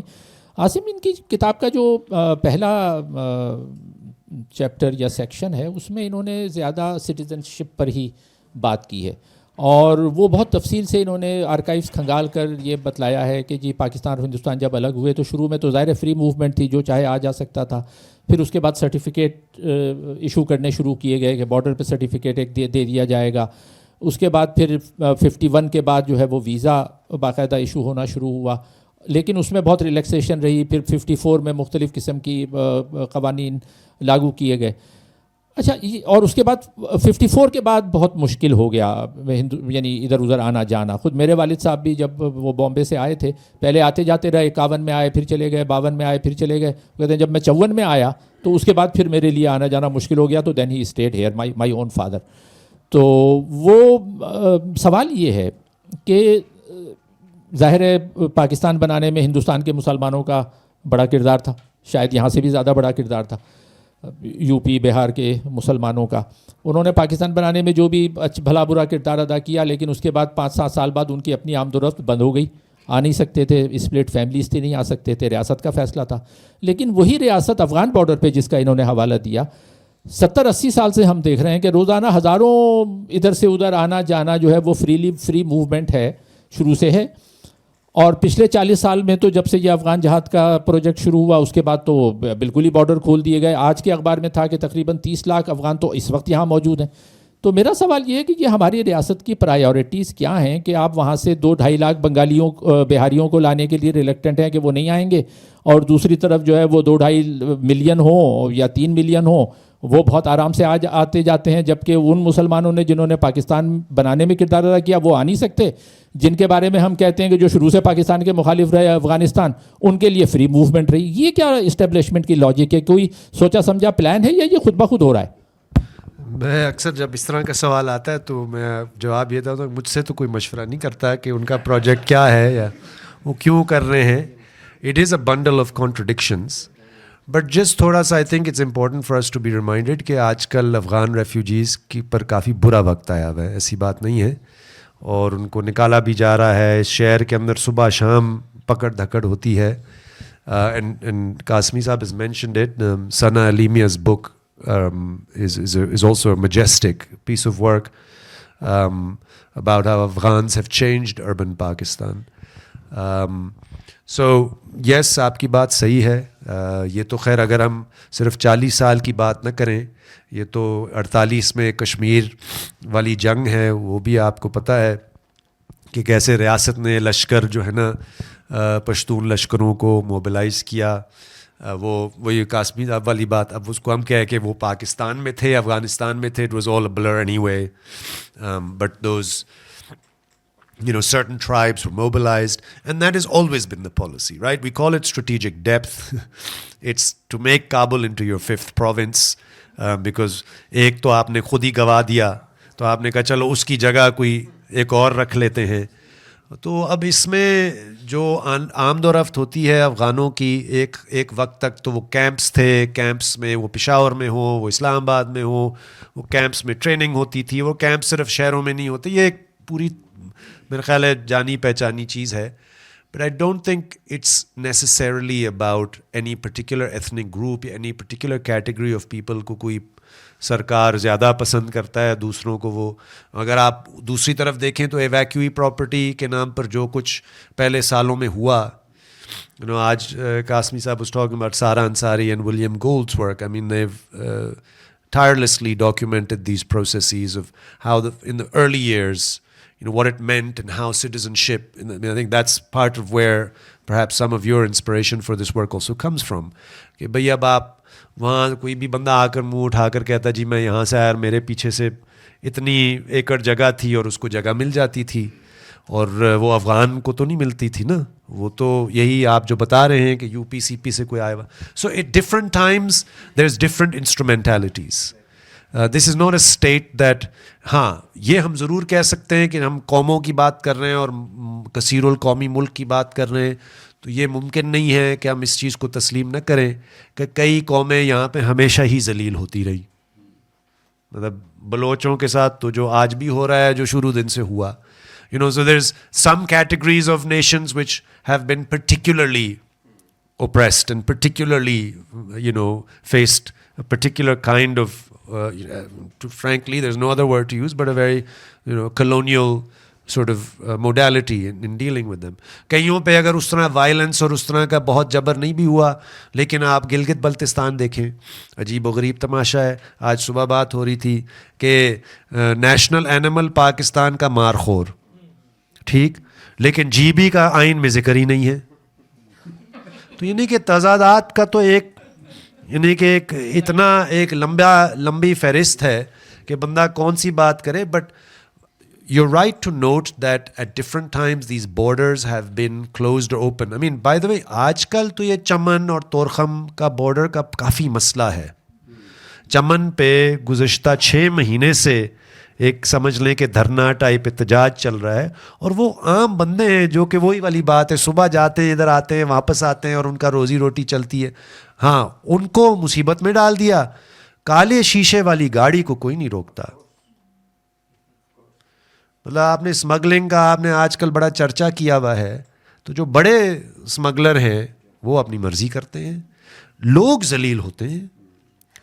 اور اس کے باوجود بھی, to come back to the book, اس کے باوجود بھی لوگ کچھ نہ کچھ پھر بھی اپنے لیے رستے نکالتے ہیں.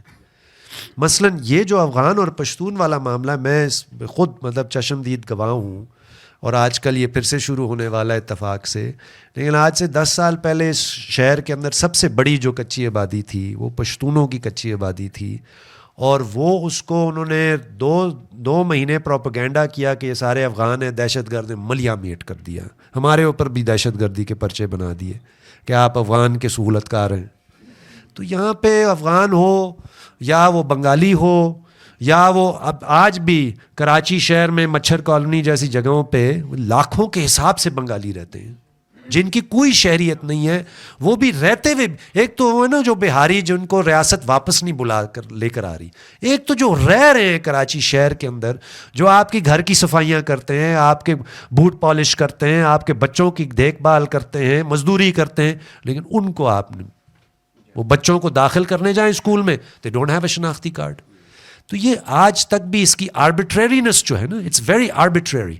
And the whole idea is that you arrogate you monopolize the right to determine who is a citizen. And that changes. What Kazmi Sahib is showing is that it also changes. What the state's consideration, by the way, state is also contesting it within. سرکار کے اندر بھی کوئی 100% اتفاق نہیں ہے، آپس میں بھی بحث ہے، لیکن جہاں تک سرکار اور عوام کا تعلق ہے، عوام کو کوئی نہیں یہ حق کہ وہ کہے بھائی میں یہاں پہ رہ رہا ہوں، 80 سال سے رہ رہا ہوں. And there so many contradictions which you've also mentioned within national sort of groups کہ بھائی سندھی اور مہاجر، پھر آج کل سندھی اور Afghan, right? So these are never ending, and I think unfortunately sometimes even in projects of resistance, even when you're sort of challenging the state's monopoly over these, in a sense, identity markers or who can be a member of the political community, تو ہم دیکھتے ہیں کہ کہیں نہ کہیں ہم بھی resistance کے projects میں کبھی کبھار reproduce کر دیتے ہیں کہ یہ جگہ میری ہے، یہ کس کا ہے. میری یونیورسٹی میں اکثر یہ ہوتا ہے، ایک بندہ جیکوبات کا ہے. اب اگر آپ کو تھوڑا سا جیکب یا ناردرن سندھ کا پتہ ہے، قبیلہ اس کا بلوچ ہوگا، گھر پہ وہ بولتا ہے سرائکی، لیکن وہ ہے سندھی. اچھا وہ آتا ہے یونیورسٹی میں، وہ کہتا ہے جی میں بلوچ کاؤنسل میں جانا چاہتا ہوں، سندھی جا کر اس کے سر پھاڑ دیتے ہیں. وہ اگر سندھ، مطلب وہ بندہ کہاں جائے بھائی، اس نے اپنا خود شناخت کا فیصلہ کرنا ہے. So even in movements of resistance whether we do it consciously or because وہ جو گھیرا تنگ کیا ہوا ہے ریاست نے اس معاملے میں، تو ہم بھی چاہتے ہیں کہ یار اگر یہ میرا ٹرف ہے تو یہ بندے سارے میرے تعریف پر پورے اتریں. So this citizenship question, I think, is first and foremost a question of colonial statecraft, but it's also something deeper than that. It's also about this word of belonging, and also if you want to move into a philosophical realm of becoming. Political community is not just something that exists one day. It has to become, and it has to become through some shared. Actually اگر آپ کوئی Europe کی کوئی تعریف ہوتی ہے وہ اس لیے ہوتی ہے کیونکہ لوگ کہتے ہیں ہم تمام فرق کے باوجود we accede to some kind of civic nationalism. We share some principles. Sometimes those are racist principles and genocidal principles. However, let them carry on believing that they're all very, great liberal principles. But the point is کہ ہمارے یہاں اس طرح کی بحثیں وہی والی بات ہے. I think that's the contribution کہ کم از کم یہ بحث تو کھلے کہ بھئی یہاں پہ یہ سارا کچھ کیسے ہوتا رہا، ہم خود کیسے کرتے رہے. ہم خود ایک دوسرے سے اگر لڑنا شروع کر دیں کہ بھئی میں اب ہمارے sorry I know I am taking very long, ہمارے اپنے ترقی پسند دوستوں نے ہم سے لڑ مر کے ہمارے ساتھ ہمارا حلیہ بگاڑ دیا جب ہم نے کہا کہ بھئی چلو ریاست نہیں کیا لیکن ہم اپنی جماعت میں ایک سرائکی یونٹ الگ سے بنائیں گے. وہ کہیں گے کہ کیوں بھائی، ہماری لوگ وہاں پہ ملتان میں، لودھرا میں، باولپور میں وہ کہتے ہیں کہ وہ سرائکی نہیں، سرائکی تو ڈائلیکٹ ہے پنجابی کی. ترقی پسند لوگ کہہ رہے ہیں. بالکل. بندہ سر مارے تو کہاں کیا کدھر مارے. آخری سوال اس سے پہلے کہ ہم فلور اوپن کریں سوال جواب کے لیے. آپ کی کتاب میں چند چیزیں بڑی انٹرسٹنگ ہیں. مثال کے طور پہ جب قومی ترانے کی ڈسکشنز ہو رہی تھی اس کے بارے میں بڑی تفصیل سے آپ نے بتایا ہے. اچھا دلچسپ بات یہ کہ جب قومی ترانہ بنانے کے لیے وہ کمیٹی بنائی گئی کہ بھئی ترانوں کو دیکھا جائے، ترانے لکھوائے جائیں، تو کمیٹی میں جو ممبر تھے انہوں نے خود بھی اپنے ترانے بھی لکھ کر دے دیے. اب بھائی جس کمیٹی کو منتخب کرنا ہے اس میں یعنی حفیظ جالندھری اس کمیٹی کے ممبر، زید بخاری جو اس کمیٹی کے ممبر تھے انہوں نے لکھا ہے, انہوں نے بھی اپنا ترانہ لکھ کے دے دیا. اب دونوں اس کوشش میں ہے کہ ہمارا ترانہ منظور ہو جائے. اچھا ہوا یہ کہ جو حفیظ جلندری ظاہر بڑے شاعر تو تھے, ان کی جو نغمگی تھی یا جو بھی ان کی فلو تھا پوئٹری میں, وہ تو ظاہر مسلم ہے ان کی شاعرانہ جس کو کہا جائے عبور باریکیوں پہ, وہ زید بخاری میں نہیں تھا. تو ظاہر یہ تو پھر زید بخاری نے کوشش یہ کی کہ اچھا چلیں آپ ان کا کر لیں تو میرا بھی 1-2 پیراگراف اس میں ڈال لیں. یعنی یہ باقاعدہ ہوا ہے. زید بخاری کہہ رہے ہیں کہ اچھا میجورٹی زیادہ ان کا لے لیں ترانہ حفیظ جالندری کا, لیکن میرا بھی 1-2 ڈال دیں. اچھا اس پہ حفیظ جالندری کہہ رہے ہیں نہیں یہ کیسے, پھر تو میرا نہیں رہے گا, یہ تو پھر 2 آئیں گے. یہ اس قسم کی ہے, آج بڑے لوگ ہیں اور یہ اس قسم کی جو ہے ڈسکشنز ہو رہی ہیں. اور بھی آگے جہاں انہوں نے رویت ہلال کا ذکر کیا ہے وہ بڑی دلچسپ گفتگو ہے کہ جب یعنی چاند دیکھنا, اور وہ ایک مسئلہ پاکستان میں رہا ہے 80 سال سے کہ چاند دیکھا گیا نہیں دیکھا گیا, عید کب منائی جائے گی, گریٹ کنٹروورسی جس کا آپ نے تفصیل سے 1961 کی, کہ جب ایوب خان نے فائنلی سوچا کہ بھئی اب ایک اس کو سینٹرلائز کیا جائے, اور اس نے دنیا بھر سے دوسرے ماڈل, ایجپشن ماڈل, اور یہ کیونکہ ایک ماڈل یہ آ رہا تھا کہ جی فاطمیوں نے تو کب سے بنا لیا کہ بھئی چاند پریڈکٹ کر لیا انہوں نے کہ بھئی یہ چاند کا یہ ہوگا. تو ان کی جو ابھی بھی پاکستان میں جو بوہری ہیں وہ فاطمی کیلنڈر کو فالو کرتے ہیں. تو بوہری ہمارے جو دوست جو ہیں کراچی میں زیادہ رہتے ہیں, تو ان کو پتہ ہوتا ہے کہ ہماری عید کب ہوگی اور پہلا رمضان کب ہوگا. 10 سال بعد کب ان کی عید ہونی ہے وہ بھی ان کو پتہ ہے, کیونکہ وہ فاطمی کیلنڈر وہ فالو کر رہے ہیں جو 1000 سال پہلے بنا تھا. پاکستان میں جب یہ کوشش کی گئی تو ملا ظاہر اس کا بڑی تفصیل سے انہوں نے ذکر کیا. لیکن آپ سے سوال آخری یہ ہے کہ یہ ساری چیزیں کھودتے ہوئے آپ کو ظاہر ایک آپ نے ایکنالج بھی کیا ہے کہ آپ کے بڑے بھائی چونکہ بیوروکریسی میں یاسر پیرزادہ انہوں نے آپ کی ہیلپ کی, لیکن ویسے آرکائیوز کو یعنی ان چیزوں کو ایکسیس کرنے کے لیے آپ کو اس کتاب کو لکھنے میں کن مسائل کا سامنا کرنا پڑا, وہ کچھ ہمیں بتائیے کہ ہاؤ ایزی اور difficult it was to write that book. نہیں, یہ بالکل درست آپ فرما رہے ہیں کہ پاکستان میں as a historian lot of opportunities نا. پاکستان میں تاریخ اس طرح سے اتنی رچ لوگ یہاں نہیں لکھتے رہے, اس کیونکہ یہاں پر سوائے 2 قومی نظریے کے یا مسلم لیگ یا جنا اس سے بڑھ کر کچھ خاص لکھا نہیں جاتا تھا. اور اگر آپ انہی موضوعات پر لکھنا چاہتے ہیں تو وہ اس میں بہت آسانی ہے کہ اگر آپ نیشنل آرکائیوز کبھی آپ کا جانا ہو تو ان کا جو ریڈنگ روم ہے وہاں پر جنا papers, Muslim league papers and Fatima جنا پیپرز, ان کی کاپی موجود ہے. آپ کو بلکہ کوئی وہ ریکویسٹ بھی نہیں دینا پڑتی, آپ جسٹ وہ شیلف سے نکالیے اور خود ہی اس کو پڑھنا شروع کر دیجیے. لیکن اگر جو باقی جو ڈاکومنٹس ہیں ان تک رسائی جو ہے وہ مشکل ہے. NDC میں ایسا نہیں ہے, NDC میں نسبتاً آسان ہے. NDC کا لیکن اگین یہاں بیوروکریٹک جو پروسیجرز ہیں وہ بدلتے رہتے ہیں. جب میں شروع میں جب گیا وہاں 2010-11 میں کہیں, تو اس وقت یہ الاؤڈ تھا کہ آپ جو منٹس ہیں اس کے وہ بھی آپ پڑھ سکتے ہیں, اس کی بھی آپ کاپی بنا سکتے ہیں. پھر کسی جوائنٹ سیکرٹری نے آ کر فیصلہ کیا کہ نہیں منٹس نہیں پڑھ سکتے, آپ کو صرف decision. So I am not interested in the decision. مجھے تو بھائی ڈیسیجن تو ہمیں پتہ ہے کیا ہوا ہے, وہ تو بیڑا غرق ہی ہوا ہے. تو اصل میں دیکھنا یہ ہے کہ اس ڈیسیجن میں کس نے کیا حصہ ڈالا, کیا ان کا آرگومنٹ تھا, وہ اصل چیز وہ نہیں.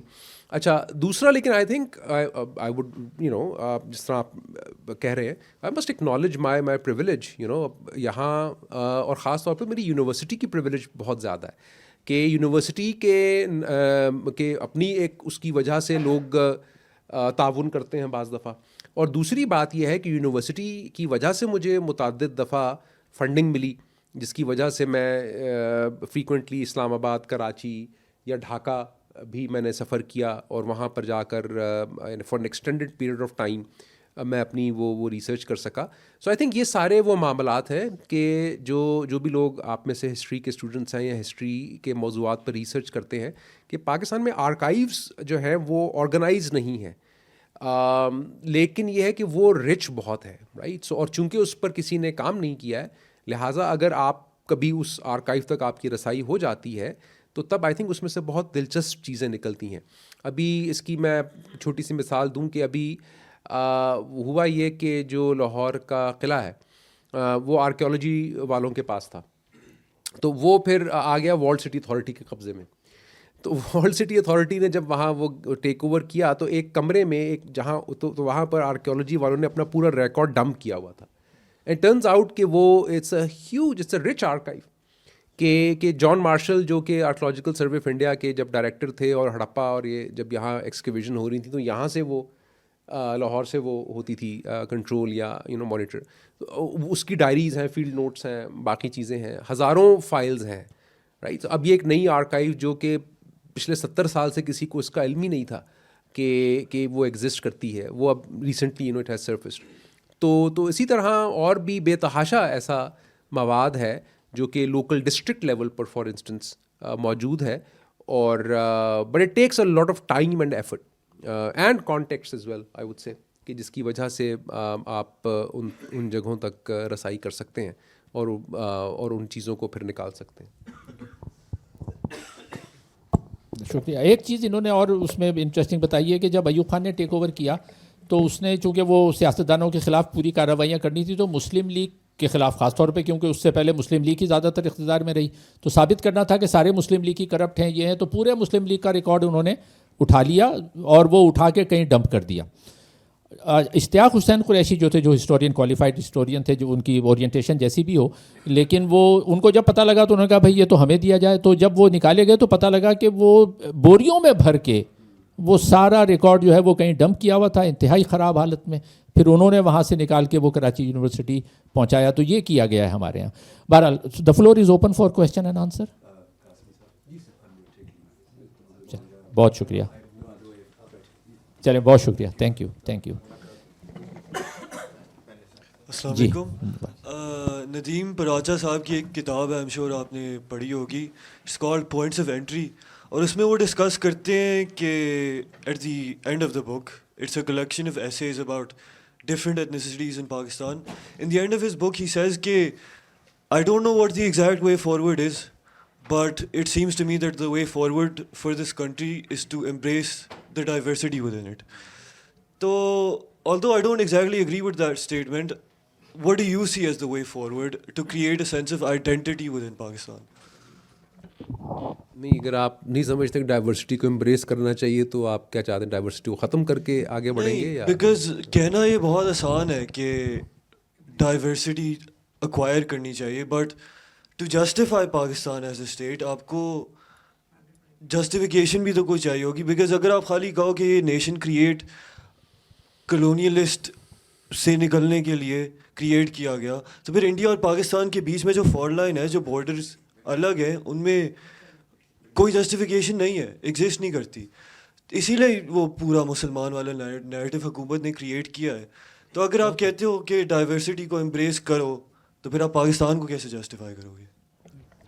سو آئی تھنک دیٹس جو ہے نا, یہ پھر زیادہ ایک دوسری طرح کی بحث وہ چلی جاتی ہے نا, کہ اصل میں سوال کیا تھا. اصل میں یہ تھا نا کہ جو بھی ہندوستان میں مسلم ہندو تنازع ہے, یہ کوشچن ہے, what's the best way to address that question. اصل تو ساری کی ساری ڈبیٹ یہی ہے نا کہ کیا ایک constitutional democracy and equality is going to resolve that issue, اور is it that it's going to intensify the divide, right. So if it is going to be a case where if the understanding is, which is flawed, I think, that a Hindu is always going to vote for a Hindu candidate, then there's going to be a perpetual an absolute and overwhelming Hindu majority and Hindu capture of the state, which will be detrimental to the interests of the Muslim minority, right? So then, so is it going to be, what's going to be the best solution? Is the solution is کہ نہیں ہم ایک ایسی democracy بنائیں جہاں پر constitutional guarantees ہوں, protections ہوں, یا یہ ہے کہ نہیں ہم اس کی بنیاد پر, اس تنازع کی یا اس تضاد کی بنیاد پر ایک علیحدہ ریاست قائم کریں. سو جو دوسرا سلوشن تھا وہ جیت گیا, اس کی زیادہ پذیرائی ہوئی اور ایک نئی ریاست بن گئی. لیکن میں جو یہ کہنا چاہتا ہوں وہ یہ ہے کہ جو نئی ریاست بن گئی اس میں یہ انیویٹیبل نہیں تھا کہ اس کی ایسی ہی شکل نکلتی جیسی نکلی ہے, یا اس میں اسی طرح کا آئیڈیا آف اسلام پریویل کرتا جیسا کہ کر رہا ہے, یا اس کی جو بارڈر پالیسی ہے وہ ویسی ہی ہوتی جیسی کہ وہ بن گئی ہے, رائٹ. سو الگ ملک بن جانے کا یہ مطلب نہیں تھا کہ لامحالہ طور پر یہاں پر ہندوستان اور پاکستان کے درمیان ایک تنازع یا ایک جنگ کی کیفیت رہے گی اور ایک کلوزڈ بارڈر ہوگا، اور یہ کہ یہاں پر ایک ایسا نظام آئے گا کہ جس میں بلیور اور نان بلیور سٹیزنس کے درمیان تفریق کی جائے گی، right. So none of that I think this is my argument was inevitable and there could have been other possibilities. So the book is trying to sort of retrieve those other possibilities, right? So جس طرح آپ foundation کی جس میں آپ کہنا چاہ رہے ہیں نا کہ اس کے بنیاد بھی تو کوئی ہونا اس بات کی، تو آئی تھنک وہ بنیاد ہم ہسٹوریکلی ریکور کر سکتے ہیں کہ 50s کا وہ ڈیکیڈ، اسی لیے مجھے وہ اہم لگتا ہے کہ اس 50s کے ڈیکیڈ میں یہ جو تمام مباحث تھے، اور وہ کوئی صرف فرنجز پہ نہیں تھے، وہ بلکہ مین اسٹریم میں تھے، جو کہ وہ متبادل بیانیہ فراہم کرتے ہیں، جو کہ میرے خیال میں اگر آج بھی ہم ایک نئی طرز کی ریاست کو قائم کرنے کی کوشش کریں تو اس میں ہمارے معاون ثابت ہو سکتے ہیں. سوال ہے ایک سیکنڈ، اور بھی لوگ ہیں نا، آپ نے ایک سوال پوچھ لیا، کسی اور کو دیتے ہیں پلیز. بہت شکریہ. صفدر رشید سر، ایک تو سیکنڈ کروں گا بات، پھر ایک سوال چھوٹا سا کہ ہمارا گاؤں جمنا کے کنارے تھا، فلڈ کے خطرے کی وجہ سے 20s میں یہاں پورے والا زمین دے دے گی. پورا گاؤں ہمارا 100 برس ہو گئے ہمیں. تو ارد گرد کے گاؤں جنہیں ہمارے بزرگ جانگلی کہتے تھے، ابھی آپ نے بھی کہا، اور یہ نمازی تھے اور ٹوپیاں لیتے تھے. اس گاؤں کا نام ٹوپیوں والا ہے ہمارے گاؤں کا، آج بھی 100 برس ہو گئے. تو ہم اسی طرح ہی ہیں، بالکل کوئی اثرات نہیں آئے پورے علاقے کے، زبان، کلچر، ہر چیز اسی طرح انٹیکٹ ہے. کوئی انٹریکشن نہیں کیا ہم نے، کوئی مداخلت نہیں ہو رہی تھی. یعنی یہ دیکھیے سوال وہاں سے اس کی آج تک ہم نہیں مل سکے. یہ ہوا یہ جی کہ سوال خالی. جی ہاں، کیا؟ سوال یہ کہ کیا خوف ہے ہمارے ہاں کہ ہم چلیے 1500 سال کو چھوڑ دیتے ہیں، اسلام کو، ہم پیریڈ کو. آپ ٹیکسلا تو بھی اسلام سے پہلے کی ہے، پانینی تو اسلام سے پہلے کا ہے. تو اس کو کیوں نہیں اون کرتے؟ آج آپ یہ کیوں نہیں کہتے کہ ٹیکسلا یہ دنیا کی قدیم ترین یونیورسٹی ہے دنیا کی؟ اسی طرح اور بہت سی چیزیں ہیں. اس کو کرتے ہیں. یہ میں نے وہ کتاب میں خیر وہ خالصتاً میرا بھی آرگومنٹ نہیں ہے، اور لوگوں کا بھی آرگومنٹ ہے کہ پاکستان کے جو بھی نیشن اسٹیٹ، جیسے آپ شروع میں نیشن اسٹیٹس کا وہ کہہ رہے تھے نا، کہ نیشن اسٹیٹ جو ہے وہ ہمیشہ because it's a modern institution but at the same time it wants to invent a glorious and an ancient past, right. تو ہندوستان کے لیے اس اینشنٹ پاسٹ کو انوینٹ کرنا یا کلیم کرنا وہ نسبتاً آسان تھا. پاکستان جو ہے وہ اپنا اینشنٹ پاسٹ وہ گندھارا سویلائزیشن کے ذریعے انوینٹ کرتا ہے، اور وہ جو ہے وہ اس میں خیر ظاہر ہے وہ ایسا نہیں ہے کہ یہ سب لوگ کرتے ہیں. کنفلکٹ رہا ہے، ایک ریزسٹنس بھی رہی ہے کہ نہیں ہمارا جو ہے وہ مطلب بس 1400 سال کی تاریخ ہے، اس سے پہلے کچھ نہیں ہے، یا محمد بن قاسم پہلا پاکستانی ہے اور اس سے پہلے کچھ نہیں ہے. لیکن ایک بہرحال ایک لبرل پاکستانی اسٹیٹسٹ پروجیکٹ بھی رہا ہے، رائٹ. اور اس میں میں ہمیشہ اپنے اسٹوڈنٹس کو پڑھاتا ہوں. ایک جو جب 1 یونٹ بنا تھا نا سر، تو 155 میں، تو اس پہ جو اس میں ڈبیٹ ہے وہ 1000 صفحے کی وہ ڈبیٹ ہے، وہ کوئی چھوٹی موٹی ڈبیٹ نہیں ہے. اور اس میں لیکن آپ اگر صرف ممتاز دولتانہ کی ڈبیٹ کی جو اسپیچ ہے وہ پڑھ لیے گا، 25-30 صفحے کی ہے، امیزنگ. اور اس میں یہی ان کا آرگومنٹ ہی ہے کہ وہ ان اے وے کہ he is trying to build, and so he is representative of the Pakistani political elite, trying to build he's prioritizing state over the nation basically. کہ state قدیم ہے، state کی وحدت ہمیشہ سے رہی ہے، state ہمیشہ سے رہی ہے، right. تو وہ یہ کہتا ہے کہ ویسٹ پاکستان جو ہے وہ ہمیشہ سے ایک جغرافیکل یونٹی رہی ہے، جو بعد میں جیسے اعتزاز احسن نے بھی جس آرگومنٹ کو لے کر وہ چلے. تو اس میں وہ اسلام سے ربط صرف اس حد تک جوڑتے ہیں کہ وہ کہتے ہیں کہ یہاں کے لوگ پہلے بدھسٹ تھے اس خطے کے، اور بطور بدھسٹ وہ ایک طرح کی مونوتھیزم پر یقین رکھتے تھے، آپ کہہ لیجیے. سو ان اے وے کہ وہ ایک طرح کے مونوتھیزم سے دوسری طرح کے مونوتھیزم میں آ گئے. اور وہ اصل جو پاکستان کا پرابلم جو پاکستان کا ہے نا، جو میں نے کئی دفعہ اور بھی جگہوں پر کہا ہوگا، I say this again, Pakistan is fundamentally anti-Hindu. Pakistani identity and the basis of Pakistan is fundamentally anti-Hindu. it does not accept Hinduism, it does not accommodate Hinduism. Hindu is the ultimate other Pakistan میں. مطلب آپ دیکھیے کہ وہ سکھوں کے ساتھ الگ طرح کے تعلقات, وہ اس میں بھی ایک جیو اسٹریٹجک یا پولیٹیکل کمپلشن ہے. لیکن تو 50s میں 60s میں یہ اس وقت چونکہ ایسٹ پاکستان بھی تھا تو پاکستان سیٹوں کا بھی ممبر تھا, تو اس وقت یہ اپنے جو آرٹیفیکٹس وغیرہ تھے گندھارا کے وہ وہاں بھیجا کرتے تھے, تھائی لینڈ میں, برما میں. اور Buddhism was kind of like part of Pakistan's foreign policy strategy, right. لیکن بدھزم سے پہلے جو ہے نہیں, اس میں یہ کبھی ذکر نہیں کیا جائے گا, یہ کہا جائے گا کہ ہندو ٹریڈیشن جو ہے یا ہندوازم جو ہے کسی بھی فارم میں یا وہ ہندو دھارمک ٹریڈیشنز جو ہیں کسی بھی فارم میں وہ اس خطے میں رہی ہیں یا یہاں کے لوگوں کا مذہب رہی ہیں. تو وہ so that's the kind of like, یہ آپ کو نظر آئے گا اگر آپ کسی بھی پاکستانی میوزیم میں چلے جائیں.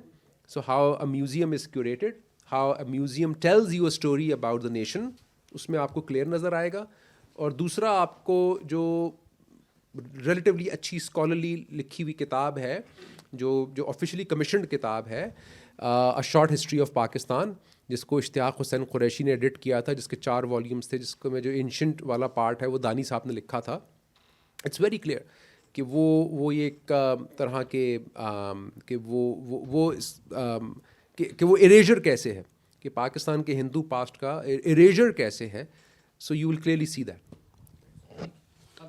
اس کے بعد یہ یہاں لے آئیے گا, ایک اور لے لیں اس طرف سے, کیونکہ یہاں کے لوگ بار بار ہاتھ اٹھا رہے ہیں, یہاں نہیں آ رہا ہے مائک, تو ان کے بعد ان کو دے دیجیے گا اور پھر یہاں.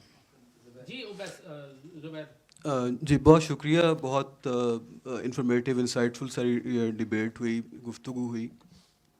آپ کی اس گفتگو میں 2-3 پوائنٹس مجھے بڑے انٹرسٹنگ لگ رہے ہیں.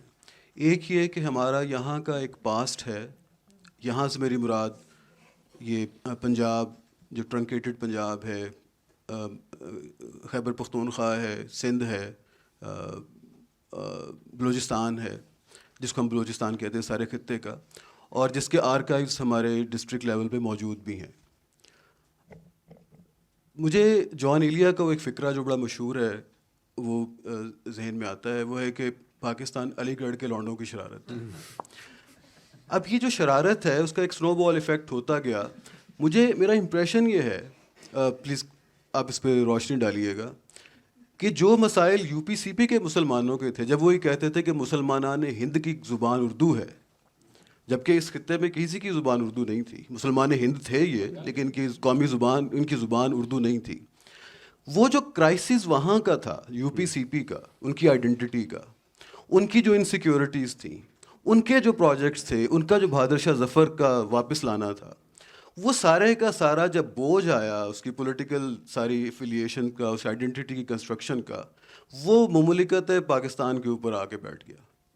اور اس پروجیکٹ نے وہ جو یو پی سی پی کی ریوائیول اور بہادر شاہ ظفر کی ریوائیول جو تھی اور ان کی انسیکیورٹیز, اس نے یہاں پہ وحدتوں کو, مختلف وحدتوں کو ایک وحدت میں پرونے کا کام شروع کر دیا. سوال کیا ہے؟ سوال میرا یہ ہے کہ کیا یہ جو آپ کہہ رہے ہیں کہ بہت سی پاسبلٹیز تھیں, میرا امپریشن یہ ہے کہ جب اس طریقے سے کوئی ایک پرابلم کسی اور علاقے کا سالو ہوتا, کسی دوسرے علاقے میں جاتا ہے, تو وہ وہاں کے مسائل کو نہیں کرتا, وہ ایک ہی اپنی ایک پرابلم کو لے کے آتا. یہ کلونیل کے ساتھ بھی ہوا اور یہی پاکستان کے ساتھ ہوا. کیا آپ کو اس طرح کا پرابلم نظر آیا اپنی ساری ریسرچ میں؟ Thank you very much. اچھا, میں ایک اور طرح سے اس کا جو آپ نے کامنٹ کیا اس پر جواب دوں گا, اور وہ یہ ہے کہ جو پاکستان کا پروجیکٹ ہے نا, اس کا جو سب سے بڑا ایک آپ کہہ لیجیے ایک فیلئر ہے, وہ یہ ہے کہ وہ it was meant to protect the interests of minority Muslims. تو مائنورٹی مسلمس تو ادھر ہی رہ گئے.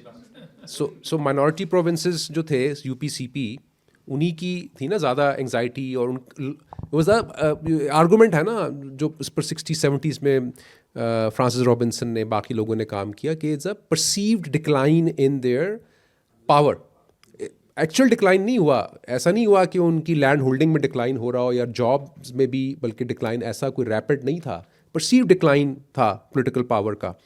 تو اس کی وجہ سے اس نے جنم لیا. تو یہ تھا کہ مسلمان جو ہے, اگر وہ وہی والی بات کہ اگر وہ ہندو اکثریت میں رہیں گے, تو یہ والا مسلمان تو پہلے ہی اکثریت میں رہ رہا تھا نا, رائٹ. سو پاکستان بن گیا تو وہ مسلمان تو ابھی بھی اقلیت میں رہ رہا ہے جس کے رائٹ. سو یہ ایک فلا اس میں تھا.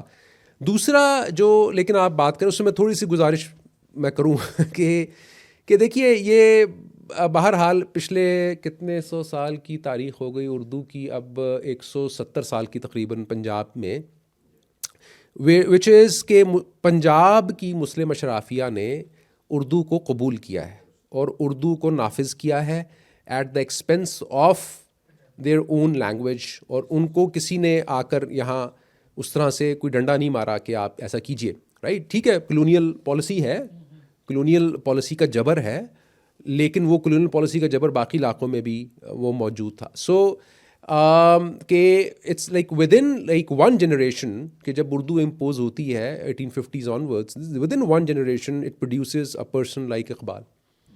اینڈ دین پھر چل سو چل ہے. پھر اس کے بعد سے وچ از ناٹ ٹو سے کہ Punjabi as a language popular نہیں تھی. پرنٹ کلچر میں حیران کن ہے فگرز اگر آپ کبھی دیکھیے کہ پنجاب میں جو پرنٹ ہوتا تھا, ایک اس زمانے میں بہت سارے قصے پبلش ہوتے تھے پنجابی میں.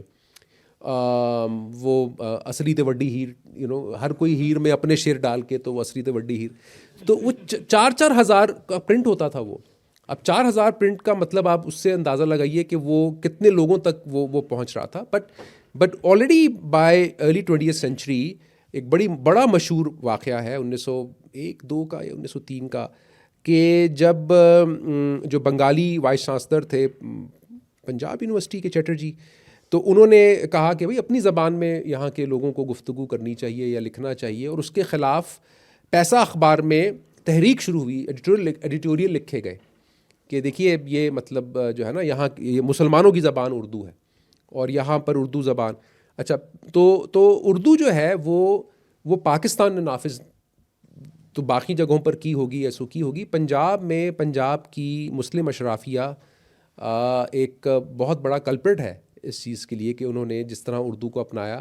اور آخری بات یہ کہ یہ پھر 48 میں یا 49 میں ایک کانفرنس ہوئی, پنجاب یونیورسٹی میں کانفرنس ہوئی, اور وہاں پر جو بابائے اردو تھے مولوی عبدالحق, انہوں نے خطاب کیا اور انہوں نے کہا, انہوں نے پہلے تو لارڈ لارنس کو جو ہے نا بہت ان کا شکریہ ادا کیا اور ان کو بہت خراج تحسین پیش کیا جنہوں نے اردو کا نفاذ کیا. اور اس کے بعد انہوں نے کہا کہ آنے والے دنوں میں آپ دیکھیے گا کہ اس خطے کے لوگ اپنی زبان بھول جائیں گے, یہاں کی زبان اردو ہوگی. اور جس طرح انہوں نے کہا جس طرح مصر میں اور سوڈان میں ایسا ہوا کہ وہاں اب صرف عربی بولی جاتی, باقی ان کی کوئی بھی زبان ختم ہو گئی, یہ پنجاب میں ایسا ہوگا.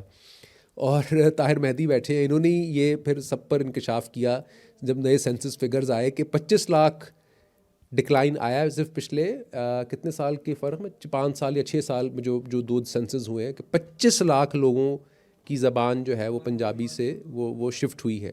Right, so there are other reasons as well, perhaps, but it's. I mean, let's not deceive ourselves. کہ Punjabi has ceased to be a middle class language actually in at least urban centers.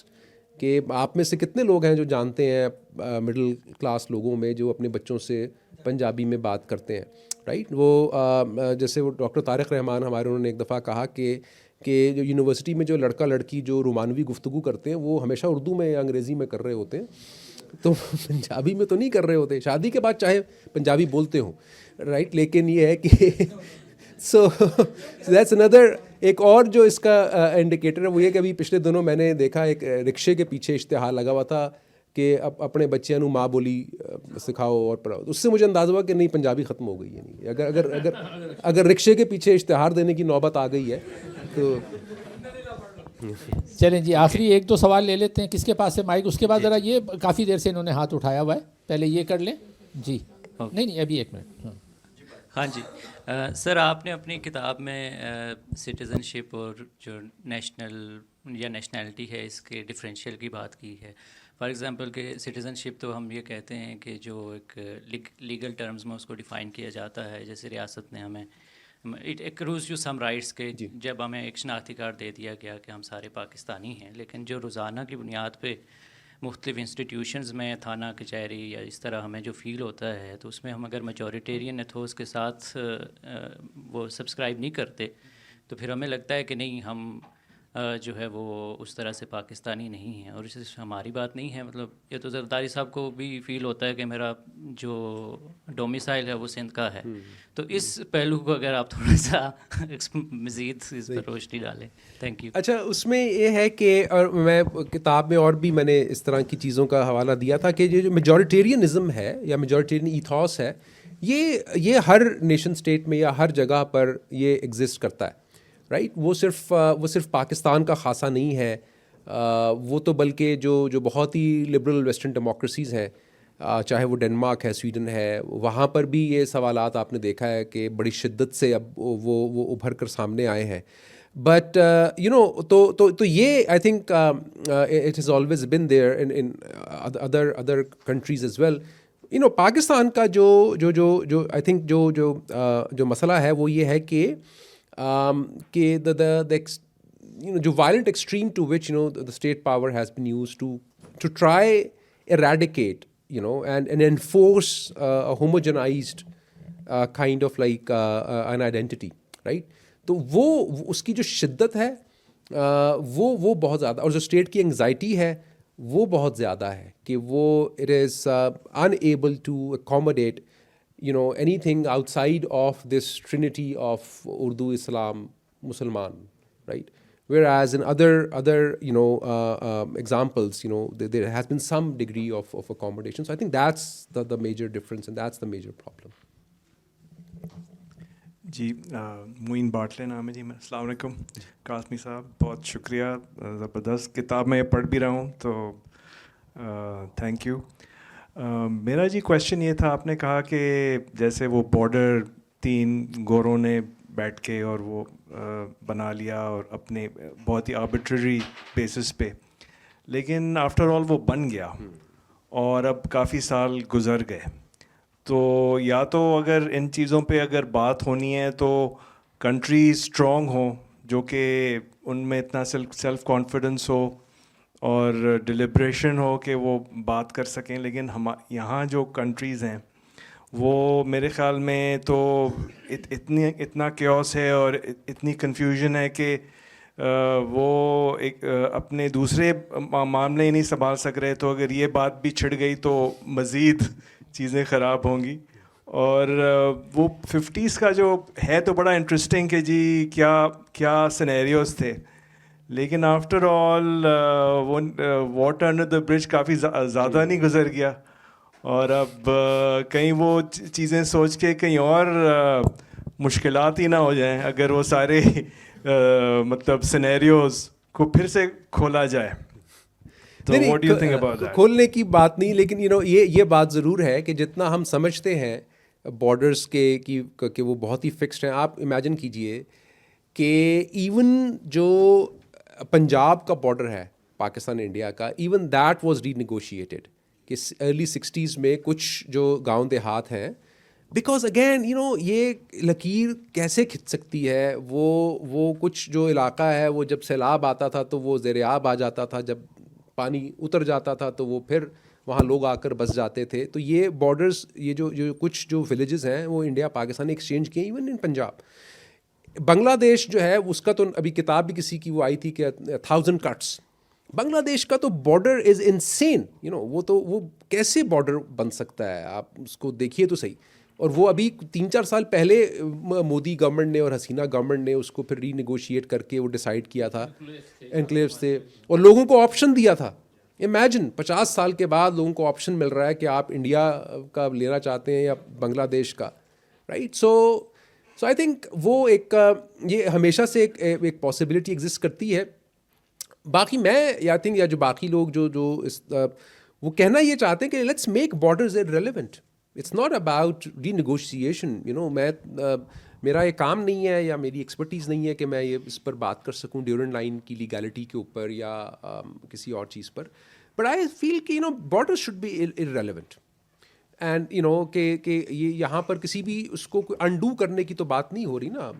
Afghanistan بھی رہے گا, ایران بھی رہے گا, پاکستان بھی رہے گا. European model کہ relevant کیجیے. اور میرے خیال میں تو سچی بات ہے کہ یہ اگین یہ بھی میں کئی دفعہ یہ بات کہتا ہوں کہ بھئی جناح صاحب نے تو خود کہا تھا کہ ہم امریکہ اور کینیڈا کی طرح رہیں گے. صرف یہ نہیں بتایا تھا کہ اس میں سے امریکہ کون ہوگا اور کینیڈا کون ہوگا, لیکن ماڈل تو یہی تھا, رائٹ. تو اگر یہ نہیں ہے then it's all, if the idea of Pakistan was to settle, کہ ہندو مسلمان جھگڑا ختم ہو, تو پھر یہ فیل ہو جائے گا. یہ فیل ہو گیا, رائٹ. اگر ہندو مسلمان امن شانتی سکون کے ساتھ نہیں رہ پا رہا ابھی بھی, تو پھر پاکستان بنانے کا تو مقصد ختم ہو گیا. بہت شکریہ جی. میرا نام امجد نذیر ہے. کافی مشتعل کر دینے والی بحث تھی. مشتعل مثبت معنوں میں استعمال کر رہا ہوں. میں یہ جاننا چاہوں گا کہ قومی ریاست جس کا آپ نے ذکر کیا ہے, کیا اس کا جبر, تشدد, استحصال, لوگوں کو لاپتہ کرنا, شہریوں کو مارجنلائز کرنا, اس کے ساتھ کوئی ان بلٹ تعلق ہے؟ حالانکہ کنفلکٹ زونز کے حوالے سے آپ نے اشارتاً ذکر کیا ہے, لیکن اس پر روشنی کم ڈالی ہے کہ قومی ریاست اور اس کا جبر کا آپس میں کیا تعلق ہے. جیسا کہ یہاں حوالہ دیا گیا محمود ممدانی یا ایشیلی میمبے, وہ سمجھتے ہیں کہ یہ it's inherent inbuilt part of the formation of the state, the way state was formed and created right from 14th century of the Spanish, the beginning of empire. Secondly, جو آپ کی کتاب کا ٹائٹل ہے قوم ملک سلطنت, سلطنت کا ذکر نہیں ہوا. آپ نے سلطنت کا یا تو وہ قومی ترانے کے حوالے سے کیا ہے, یا اس کی بنیاد بھی, کیونکہ یہ بھی ہمیں معلوم ہے کہ nation state is the origin of Western colonization. First it was nation state, and then they aspired for colonization, and then the Western countries colonized larger parts of Africa, Asia, سوال پر آ Latin جائیں, America. سوال پہ آ جائیں. So my question is that کہ سلطنت, is there any aspiration, do you see any aspiration, Pakistan's aspiration to create an empire, or it's just you borrowed it from قومی ترانہ؟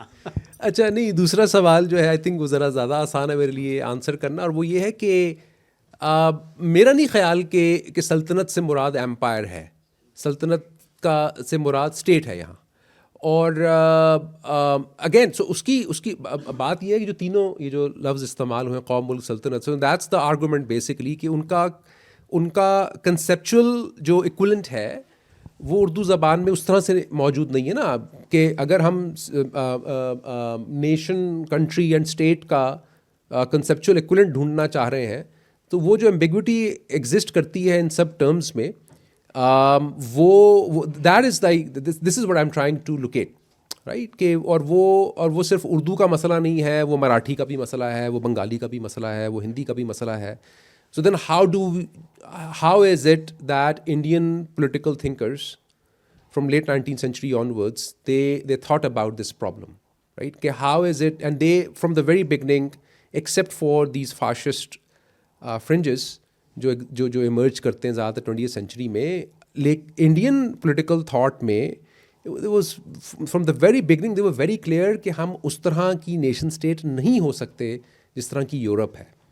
We have to be different. They acknowledged کہ بھئی یہاں پر مطلب at list 400 مختلف زبانیں ہیں, یہاں پر ہزاروں جاتیاں ہیں, یہاں پر درجنوں مختلف قومیں ہیں, اس کا ماڈل لامحالہ طور پر مختلف ہوگا. And hence, there's this quest for trying to find, what is going to be that appropriate model and what is going to be that conceptual, category to describe that model, right? So ایک تو یہ گزار. دوسرا, I agree with you کہ بالکل جو state ایک inherent ایک وائلنٹ اور nation state formation is an inherent violent machine اور وائلنٹ پروسیس, اور وہ اس میں پھر آئی تھنک ہم یہ بھی کہہ سکتے ہیں کہ یہ it's also a function of modernity and it's a function of technology as well. The reason why modern state becomes a very a coveted kind of an aspiration for various ideological groups, وہ چاہے Marxist ہیں, چاہے وہ Islamist ہیں, چاہے وہ ہندوتوا کے لوگ ہیں, because they see the potential of using that very violent apparatus to reshape the society, and hence post colonial states are, you see them as being very, very violent, because you know for them the idea is کہ بھائی ہم جو ہے وہ یہ جو ہم جو ہے نا وہ یہ جو ایک ٹائم گیپ آ گیا جو ویٹنگ روم آف ہسٹری میں ہم بیٹھے رہے ہیں وٹ ایور, تو اب ہم نے جو ہے وہ اسپیڈ اپ کرنا ہے, اور ہم نے جو ہے نا وہ ایک جلدی ایک منزل تک پہنچنا ہے, اور اس کے لیے ضروری ہے کہ وہ ایک یونٹی آئے, ایک ہوموجینٹی ہو, اور ایک لینیئرٹی ہو, اینڈ ہینس یو نو دس کہ اس میں جو violent aspect of state power in that whole scheme of things at the expense of the more you know democratic potential which inheres also in the same modern nation state. So I think وہ زیادہ نظر آتا ہے. السلام علیکم سر. قوم, ملک اور سلطنت, قوم اور سلطنت کے لیے تو باؤنڈریز نہیں ہوتی, ملک کے لیے باؤنڈریز ہوتی ہے. آپ نے افریقن اور اس کی مثال دی ہے. وہاں ٹیرین سیم ہے, اور لیٹیچیوڈ لانگیچیوڈ سے پاکستان میں بھی پیرل 24 بھی ہے اور نوشکی کے ایریا میں بھی ہے. اب جیو فزیو پہ ہم کنسنٹریشن کوئی بھی نہیں ہوئی. آپ کی بکس کے بھی کچھ میں نے ہنٹس پڑھیں. اس کے علاوہ این ڈی یو میں بھی کچھ ریسرچ ہو رہی تھی کہ سی سائٹ سے اگر کوئی انہیبیٹنٹس ان کو آپ لے جاتے ہیں most northern high altitude 13,000 plus پہ, وہاں سروائیو نہیں کر سکتے وہ, اور سیم ایکسینٹ ہوتا ہے.